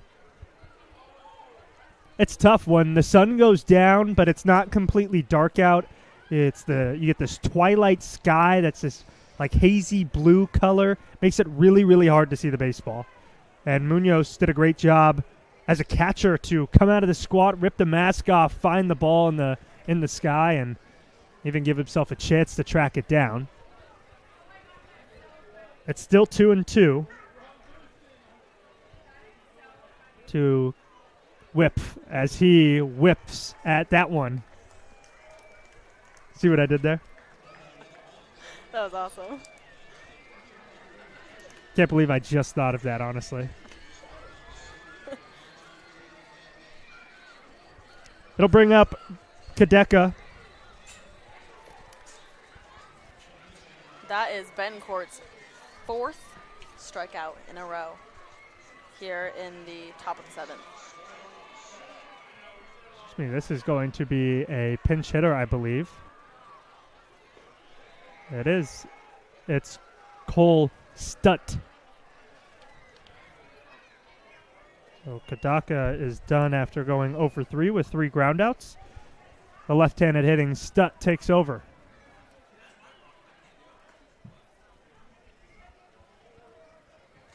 Stutt just graduated from Highland High School. Left-handed hitting catcher. Committed to Trinity College. 1-1. Just misses.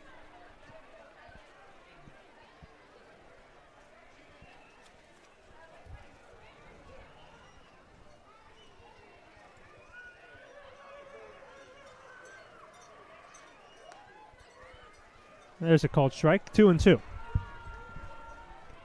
Stutt played a couple years of varsity baseball with the Bulldogs. He takes this one away. In his junior campaign, no stats on his senior campaign, but in his junior year, he batted .476 with a .714 slugging. Here's the full count. Swung on and chopped to second. Munoz fields it on the outfield grass, throws it over to first for the second out.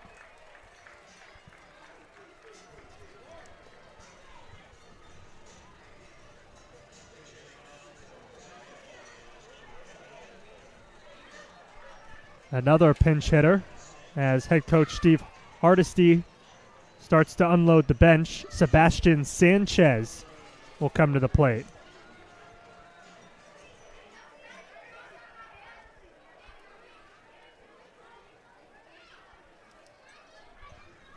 Sanchez swings and misses at the first pitch. Vega went 1 for 2 today. He doubled in the 6th and scored.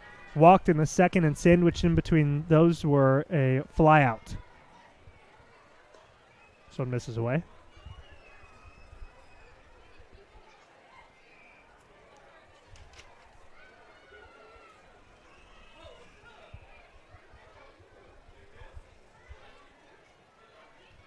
in the dirt, 2-1. Sanchez plays for Santa Barbara Community College, which plays teams like Cuesta and Allen Hancock, so I'm sure there's a lot of familiar faces in front of him right now.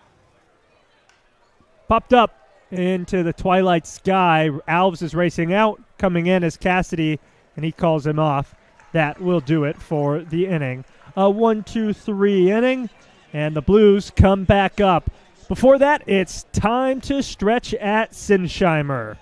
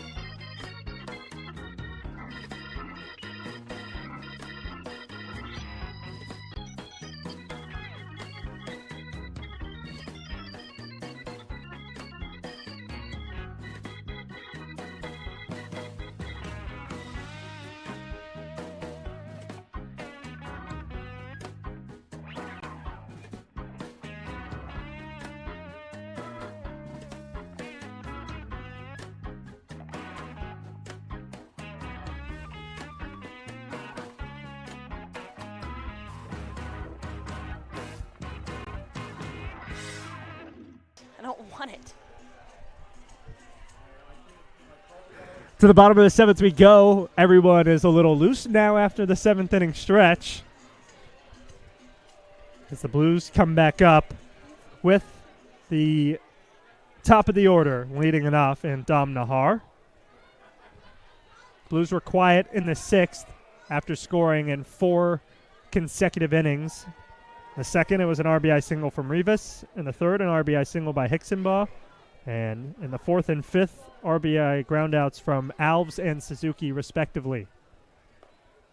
Upstairs, 2-0 to Dom Nahar.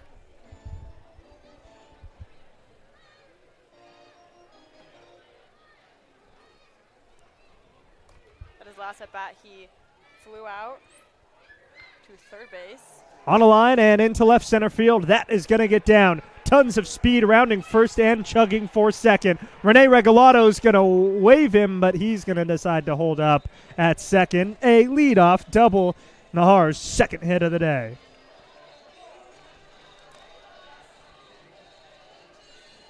First hit for the Blues since Hicksonbaugh doubled in the fifth.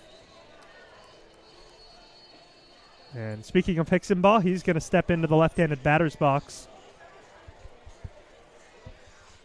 Great way to start the inning, especially at the top of the order with your second guy coming up now with someone in scoring position with no outs.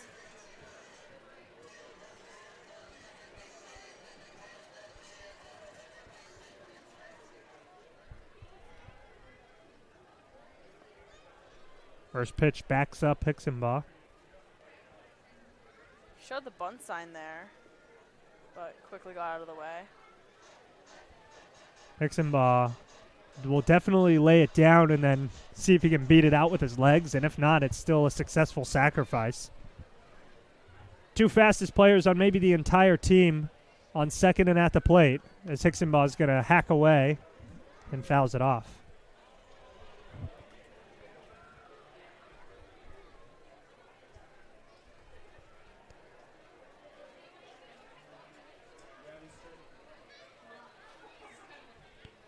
Nahar with the leadoff double. He stands on second. Hicksonbaugh watches that one. It was a good pitch, but couldn't quite find the zone.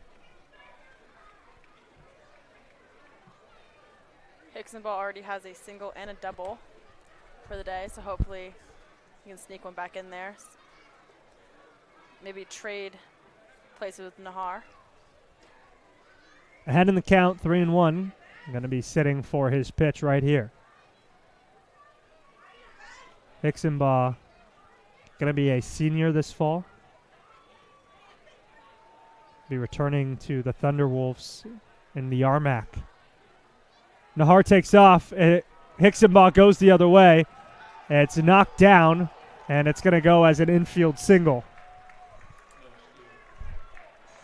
Hicksonbaugh's third hit of the day, picking up right where he left off with the Thunderwolves in the spring.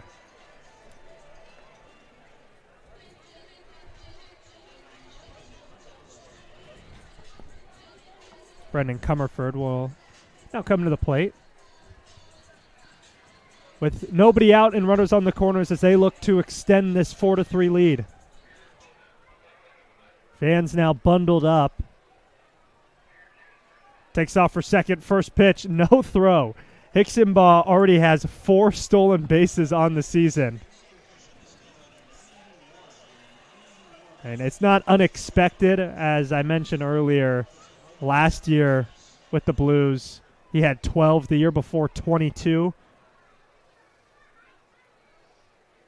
Year before that, he had just 1, but he only reached base safely 13 times that year. Comerford watches this one away. It's 2-0.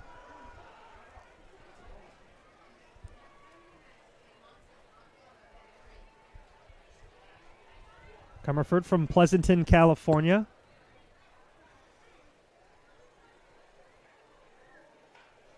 So he hits this one hard the other way. Comerford committed to St. Mary's, not too far from his hometown, right out of college, but never played for the Gales.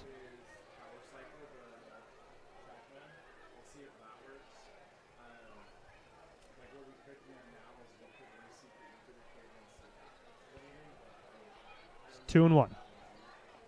In the dirt, good block behind the plate to keep the runners at bay, but another hitter's advantage for Comerford.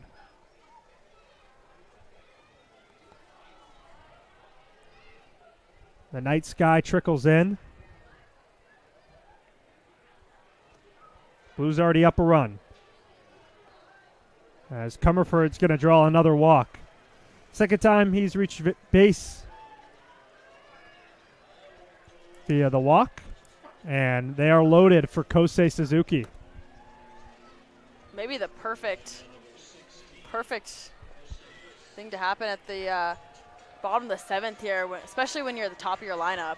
You got bases loaded with your number 4 guy up, no outs, a close score, fans packing the stadium. The Dodgers infield is going to come in, already down by a run, looking to keep it at that.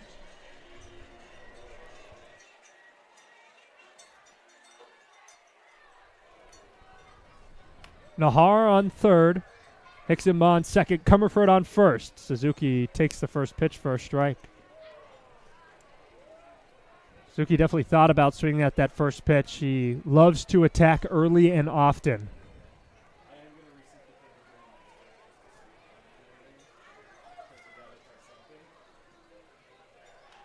Hits this one the other way. That's going to be through. A base hit scores one. Hicksonbaugh chugs for home. Comerford all the way to third. A 2 RBI single. Kosei Suzuki gets the job done to extend the Blues' lead.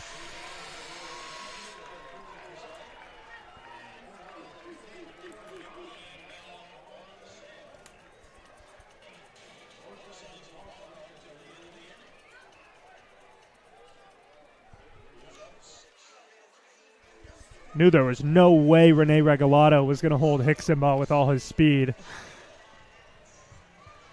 The damage is definitely not done. With Suzuki off first and Comerford off third with still nobody out.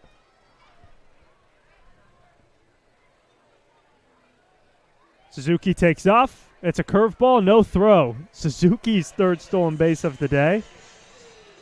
The Blues in this game have a lot of stolen bases. I'm trying to count them up right now. 9.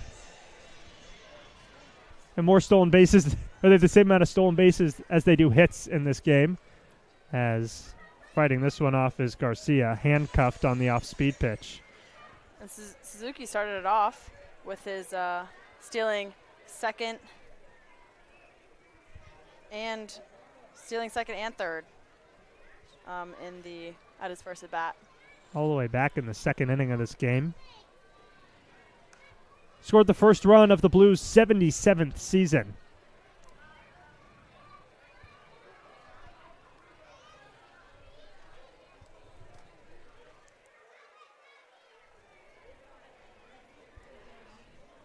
One ball and 2 strikes to Josue Garcia, the left-handed hitting catcher. This one is going to get by Babby and score another run for the Blues. Comerford jogs in. Suzuki moves over to third. The largest inning for the Blues. They put up a crooked number for the first time.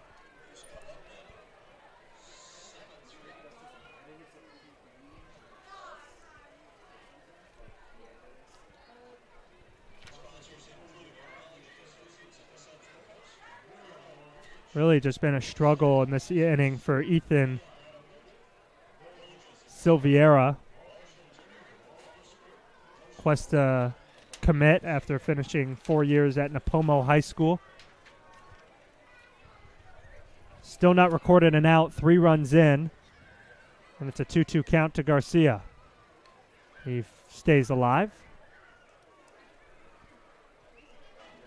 Blues looking to tack on more. 90 feet away is Suzuki. Garcia just wrapped up his season at Allen Hancock and most recently announced his commitment to Cal State Fullerton, where he'll be playing next season.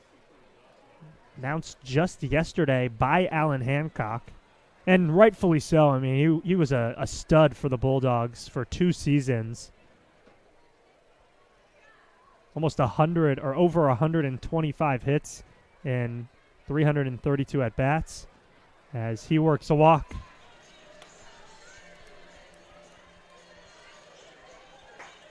Brings up Caleb Cassidy with a chance to do more damage. And that's going to elicit a mound visit for the Dodgers.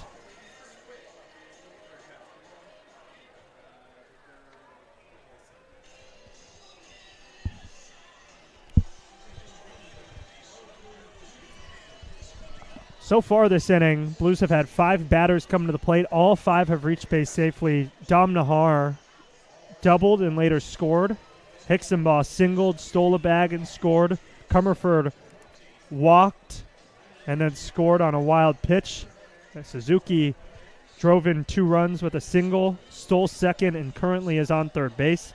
And then Garcia just walked. After being down 1 and 2, he worked all the way back. And again, the Blues have runners on the corners with nobody out.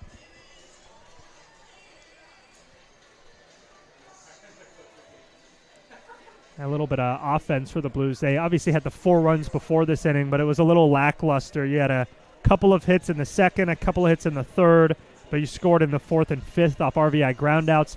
This is some much better offense from the Blues. move to first, and Garcia scurries back.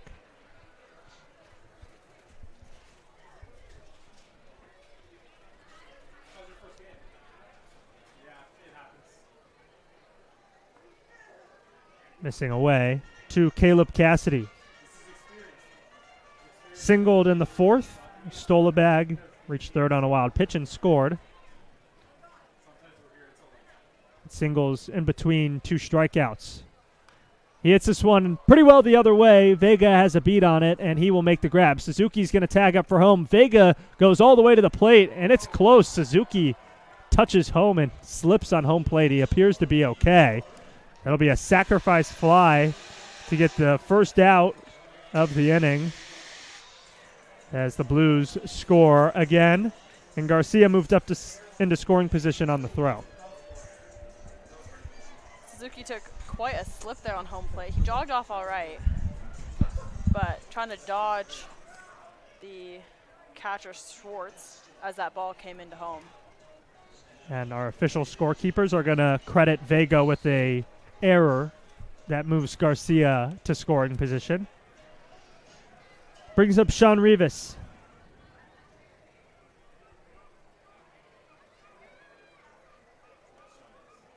It's upstairs. Rivas 1 for 3, an RBI single in the second.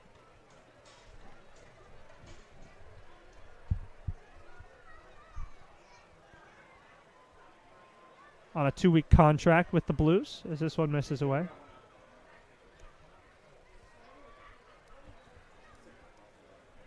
Another one of these local guys from Cuesta. A 6'1", 215-pound sophomore with the Cougars. And the dirt squirts away. And Garcia will take third with ease on the wild pitch. Blues have been active on the base pass. We mentioned, obviously, all the stolen bases, but also they've taken advantage of a few wild pitches. It's really helped them produce some extra runs in this game. We're entering the bottom of the lineup, but they seem to be doing exactly what we need.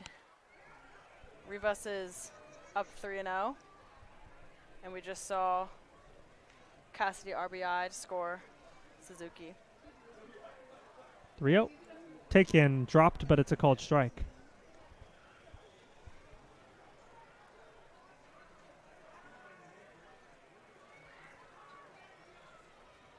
It's opening night of Blues baseball in the 77th season. As this one's laced the other way, Vega will make the catch. Garcia's going to tag up. We're going to have a play at the plate as it's cut off.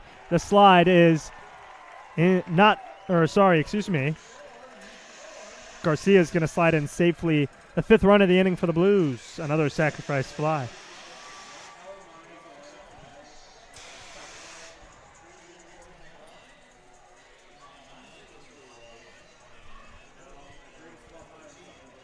It'll give Brady Alves a shot with 2 outs and nobody on.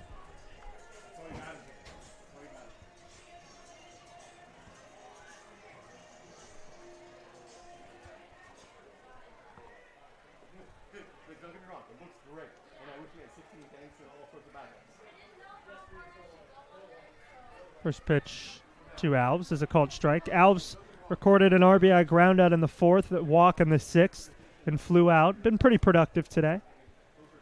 He's behind 0-2.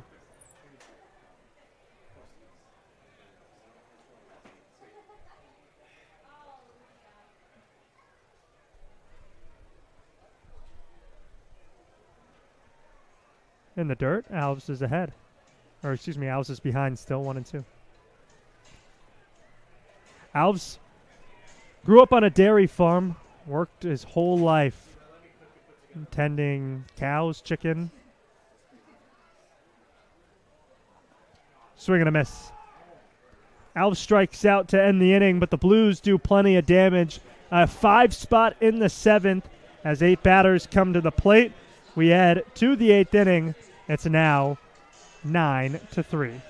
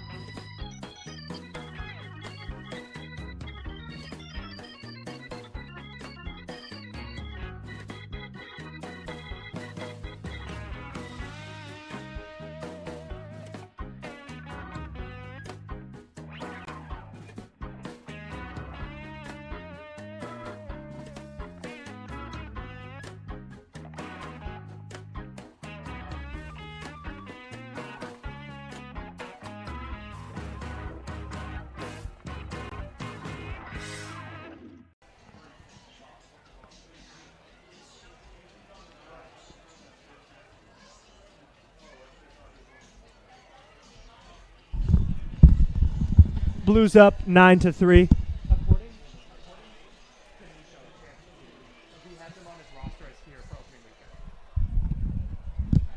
The new pitcher for the Blues, it's Chance Giasso on the mound. This one misses up and into him. A Visalia, California native.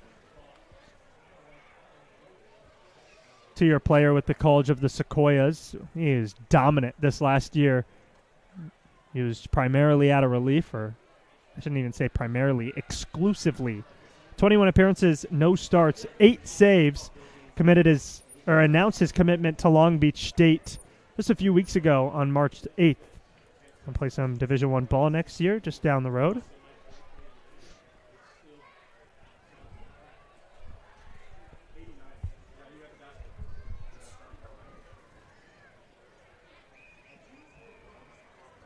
And a meeting on the mound. This is something you're going to see a lot early in the season. This are two guys who have never worked with each other before. Garcia, they're actually going to be foes in the Big West next year. Garcia at Fullerton and Giasso at Long Beach State.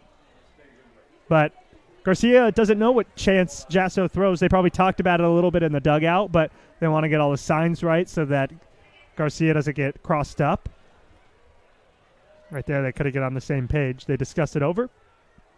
Looks like they're on track now. This one hit off the hands. It's going to bounce and take a funky hop. It's actually a really tough play, but Rifus scoops it out to save the Blues' 4th error.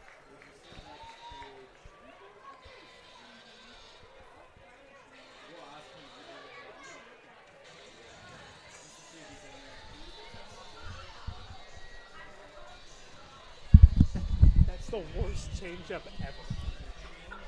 2,100 spins on a changeup.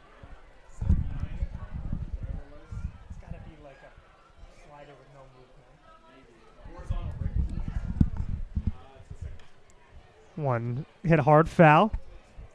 And a quick out for Giasso. For Matt Betancourt, he threw 3 innings. Gave up 3 hits, 1 run. It was not earned. Walked 1 batter and struck out 4. 8 total strikeouts for this Blues pitching staff today. They now have a cushiony 6-run lead.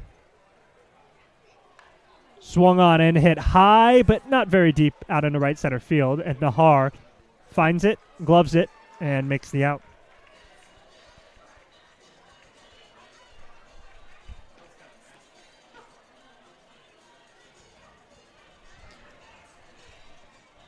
The left side of our outfield has really had to work today. We had 2 shots out to left field where Cassidy really hit the wall hard on one of them. Dodgers altogether have hit the ball pretty hard. Got a little unlucky. They do have a few runs, 3 to be exact, but all of them unearned, thanks to 3 errors from the Blues. It's 1-0 to Babby as takes it for strike 1.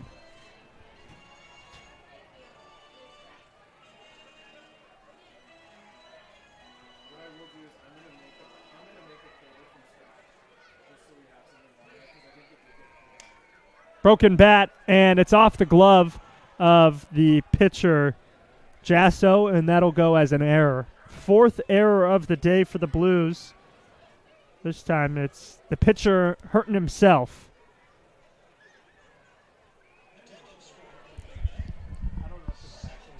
You could really hear the bat break from up here, a loud crack. But it got him to first base, so Babby did his job. Even like it says I'm in warm-up and there's no list.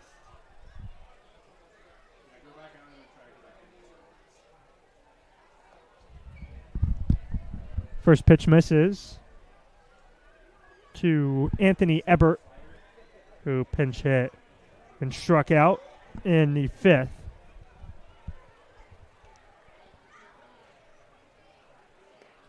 Another pitch that misses away. Giasso was first team Central Valley Conference this last year. That's what helped him commit to play Division I ball. Long Beach State did not make the Big West Conference tournament as the runner goes. It's swung on and missed. No throw from Garcia with the 6-run lead. They didn't make it to that Big West tournament, but Cal Poly, for those Slocals who follow Blues, Cal Poly sports, Cal Poly beat Santa Barbara for the first time all season today to advance to the Big West Championship tomorrow. A good 4-2 win. The Mustangs got swept earlier this year by the Gauchos, who have one of the top pitching prospects in the entire country on their roster in Jackson Flora. Didn't miss by much, and the count runs full with 2 outs. Like many players will tell you, it's hard to beat a team 4 times. Very hard to beat a team 4 times. That's what Cam Hoyland said about UC Irvine last year. UC Irvine beat Cal Poly 3 times in the regular season. This is a walk.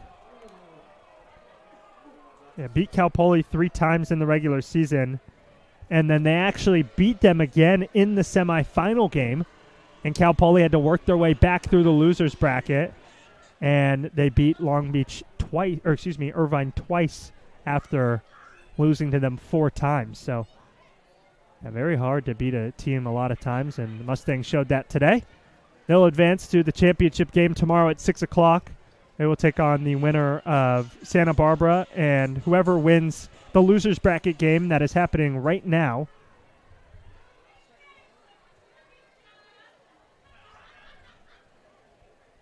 Big swing and a miss. Blew the doors off Shane Grant.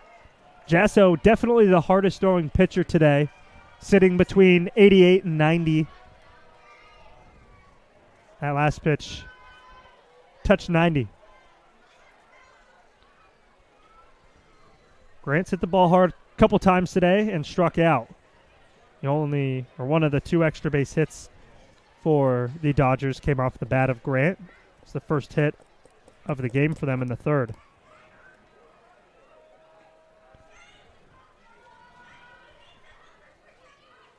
Big swing and a miss, and that will do it for the inning. Jasso works himself into a little bit of trouble, but ends it with a strikeout. We head to the bottom of the 9th with the Blues already up by 6 and looking to make it more.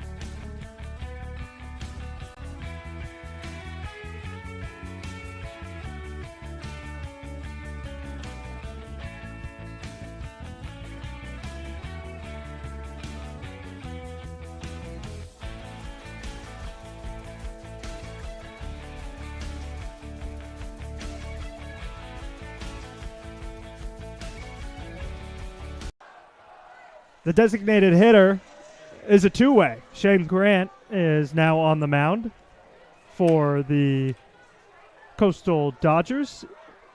Unless the Dodgers score 6 or more in the top of the 9th inning, this will be the last opportunity for the Blues to add some runs on the board.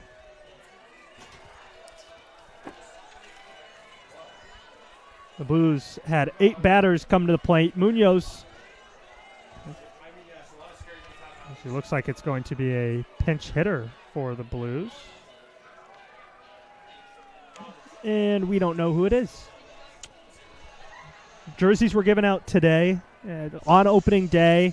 Welcome in 1,600 fans into the ballpark. So it's kind of a cluster, but I don't think this is Isaiah Munoz hitting. It is number 12, unless I've had the number wrong all game long. Munoz.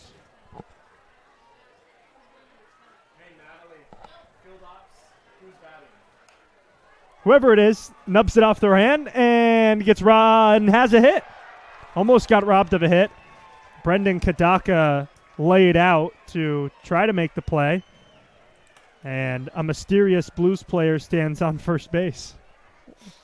Trying to find out from our field op team whether that is Munoz and we've just had the number wrong all game long, or if it was a pinch hitter.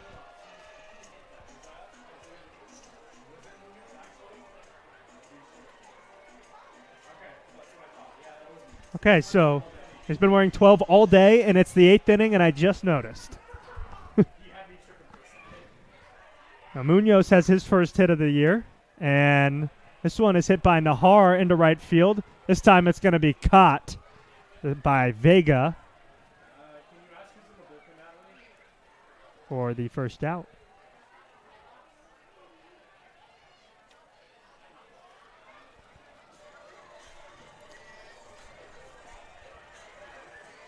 Yeah, it's kind of a hectic day at the ballpark.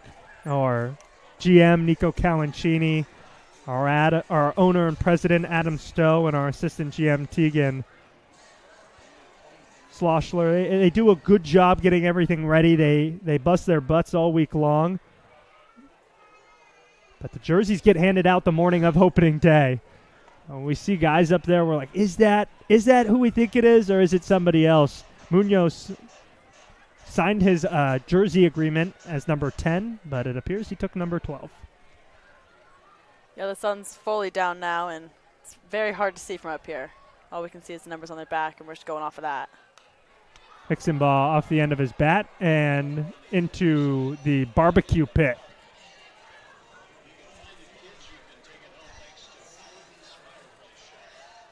Hixenbaugh, a very good day for him. 3 for 4.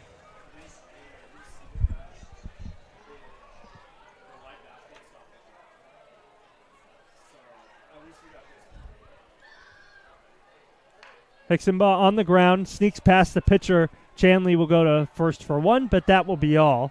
A fielder's choice. Munoz is chopped off the bases.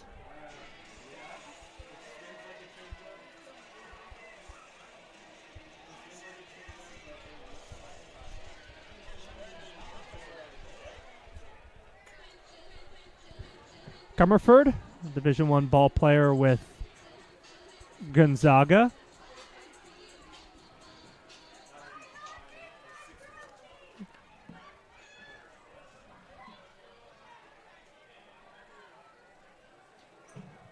First pitch to him is a called strike.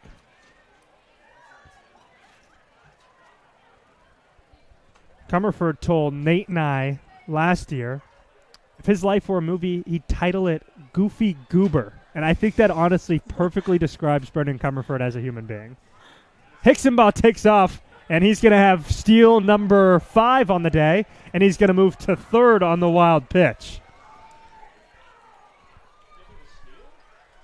Steal for second because he took off before the pitch. Catcher Babby could not find that ball. You can see him looking around. It seemed to have rolled towards home dugout, but that let Hixenbaugh get to third quite easily. I think what also fits Brendan really, really well is when I asked him what his favorite sandwich was, he said an ice cream sandwich. I go, that's a good answer. I never thought about that. No. Sounds pretty good right about now. Even in this cold weather? Even in this cold weather. Wow. I don't know if I could do it. Just put my hoodie on. Ice cream at a baseball game. Yeah, but not a baseball game where it's 58 degrees out and dark. The only light in the stadium being illuminated by the stadium lights. As it's a ball and 2 strikes to Comerford, Hickson-Baugh has 5 steals and stands on third base with 2 outs. Comerford looking for his first hit.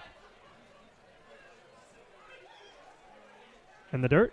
And the deuces are wild. 2 balls, 2 strikes, 2 outs.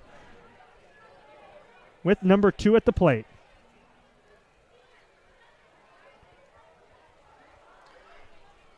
Looking to make the score double digits for the Blues on this opening night.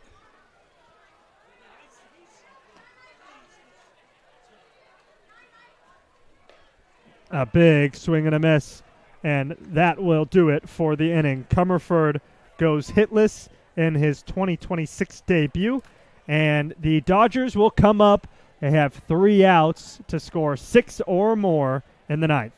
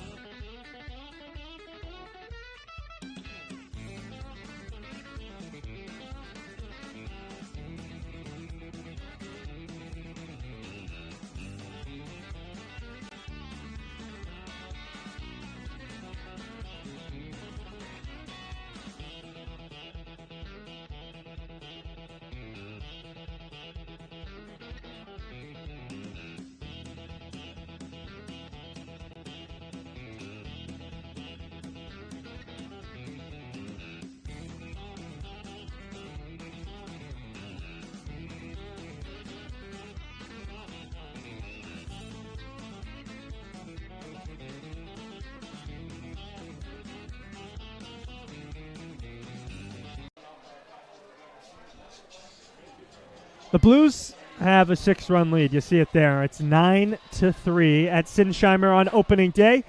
Zach Savino is going to come out to try to get the final 3 outs.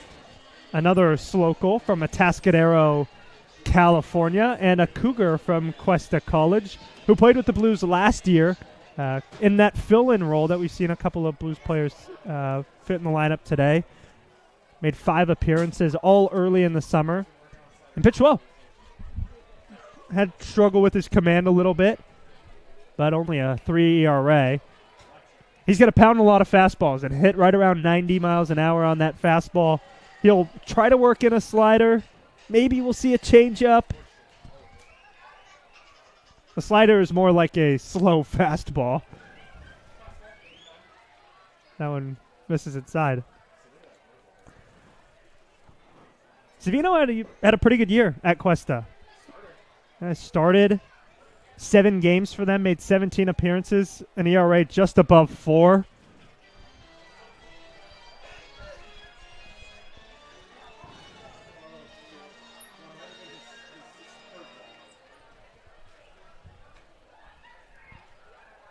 Two and one now.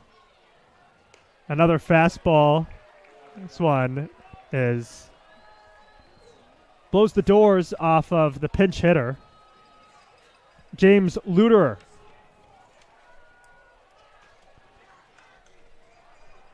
Almost every starter is now out of this game. High chopper. Savino gloves it, throws it to first. That's how the top of the 9th gets started. PFPs. Pitcher fields his position. Blues are just 2 outs away from their first win of the season in season number 77.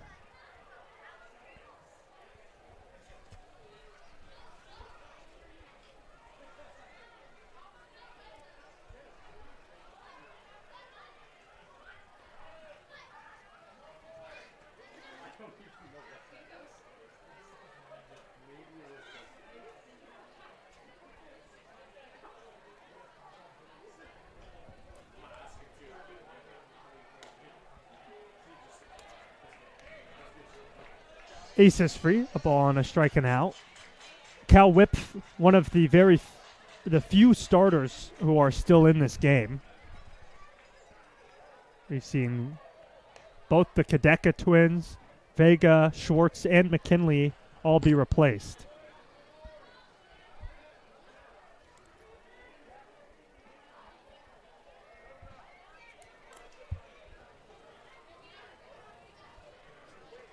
Two one misses away. 3 balls and a strike.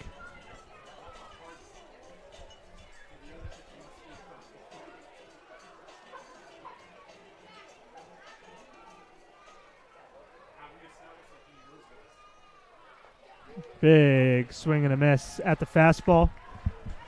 And the count runs full.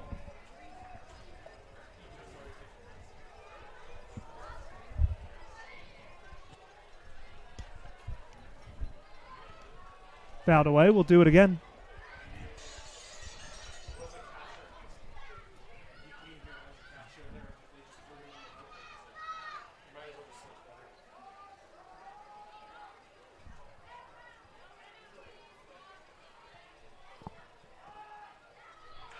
Fans bellow for their hot sauce, but this one is going to bloop and fall in right field. A 1-out hit for Cal Whip, his second hit of the day.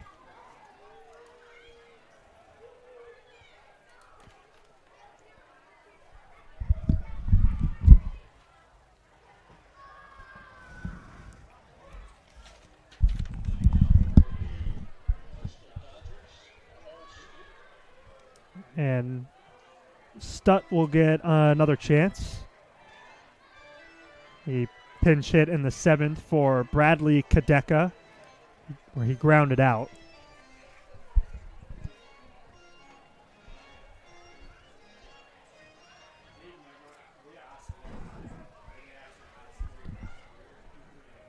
Savino working out of the stretch for the first time.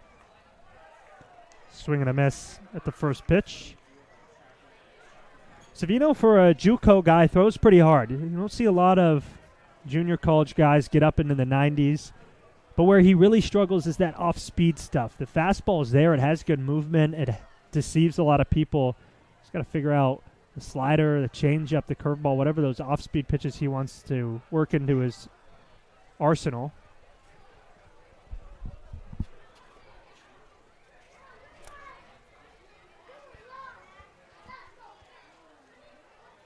A ball, a strike, and an out. Time called by the batter at the plate. Chance Jasso, who came in the 8th, his final line, 1 inning pitch, no hits, no runs, walks 1, strikes out 1. Good day for the Blues pitching staff.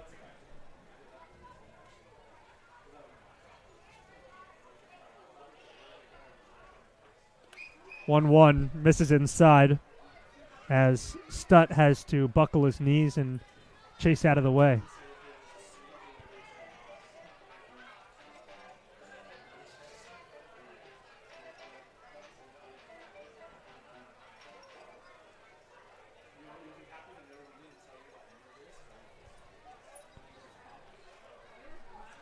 Swung on and fouled back. It's 2-2.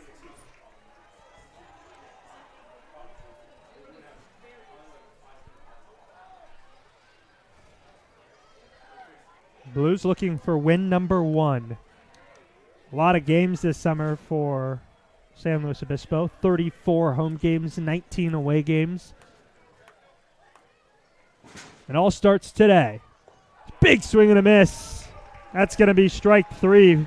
First strikeout for Savino. And a 10th bottle of hot sauce given out. For those of you who don't know, and I just sound crazy talking about hot sauce, when the Blues strike out a pitcher, we give out a bottle of Bon Temps Creole Cafe. They make the slow heat hot sauce. I got to say, it's pretty good. Tried it on the broadcast a couple of years ago. Throw over to first.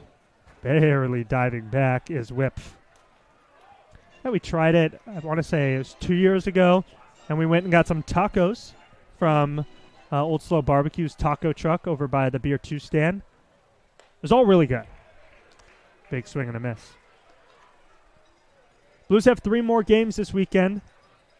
If you want to ditch the broadcast and come in person, bluesbaseball.com/tickets.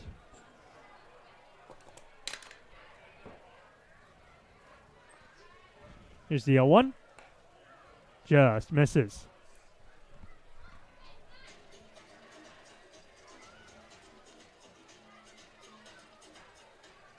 It certainly got colder here, but we still see some fans down there in the orange seats and over the grass waiting for this last out. A big swing and a miss. And the Dodgers are down to their last strike.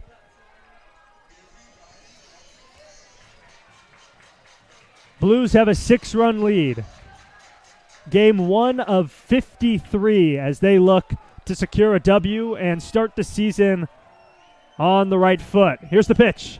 Swung on and missed. That's going to do it as the Blues win opening night at Sinsheimer.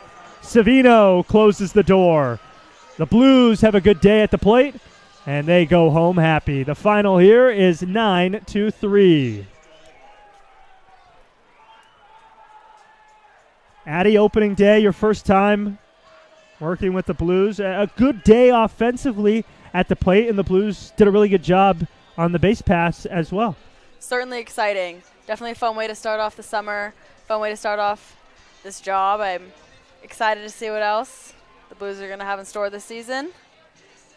The Dodgers also brought some good competition. Very close there for a while. The score sitting at 4-3 for a minute. Until the Blues pulled some through. The Dodgers tied it up in the 4th inning after they scored 2 runs, but after that it was pretty much all Blues. One in the 4th, one in the 5th, and then the big 5 spot in the 7th that propelled them to the win. For the Blues, 9 runs on 10 hits with 4 errors. That's something they definitely have to clean up next week. Oh. Or tomorrow, I should say. For sure. Yeah, especially playing a team 4 times in a weekend. The Dodgers are going to take advantage of those kind of errors, especially coming off of the same players. Well, if you can't make it out to the ballpark, we will be right back here on the Slow Blues Streaming Network tomorrow. First pitch at 6 o'clock with the Ancient Owl pregame show at 5:50. That is going to do it for us here today. So for my color commentator, Addy Daudet, and for myself, Ryan Giacomini, we say goodnight from Sinsheimer, where the final score is 9-3.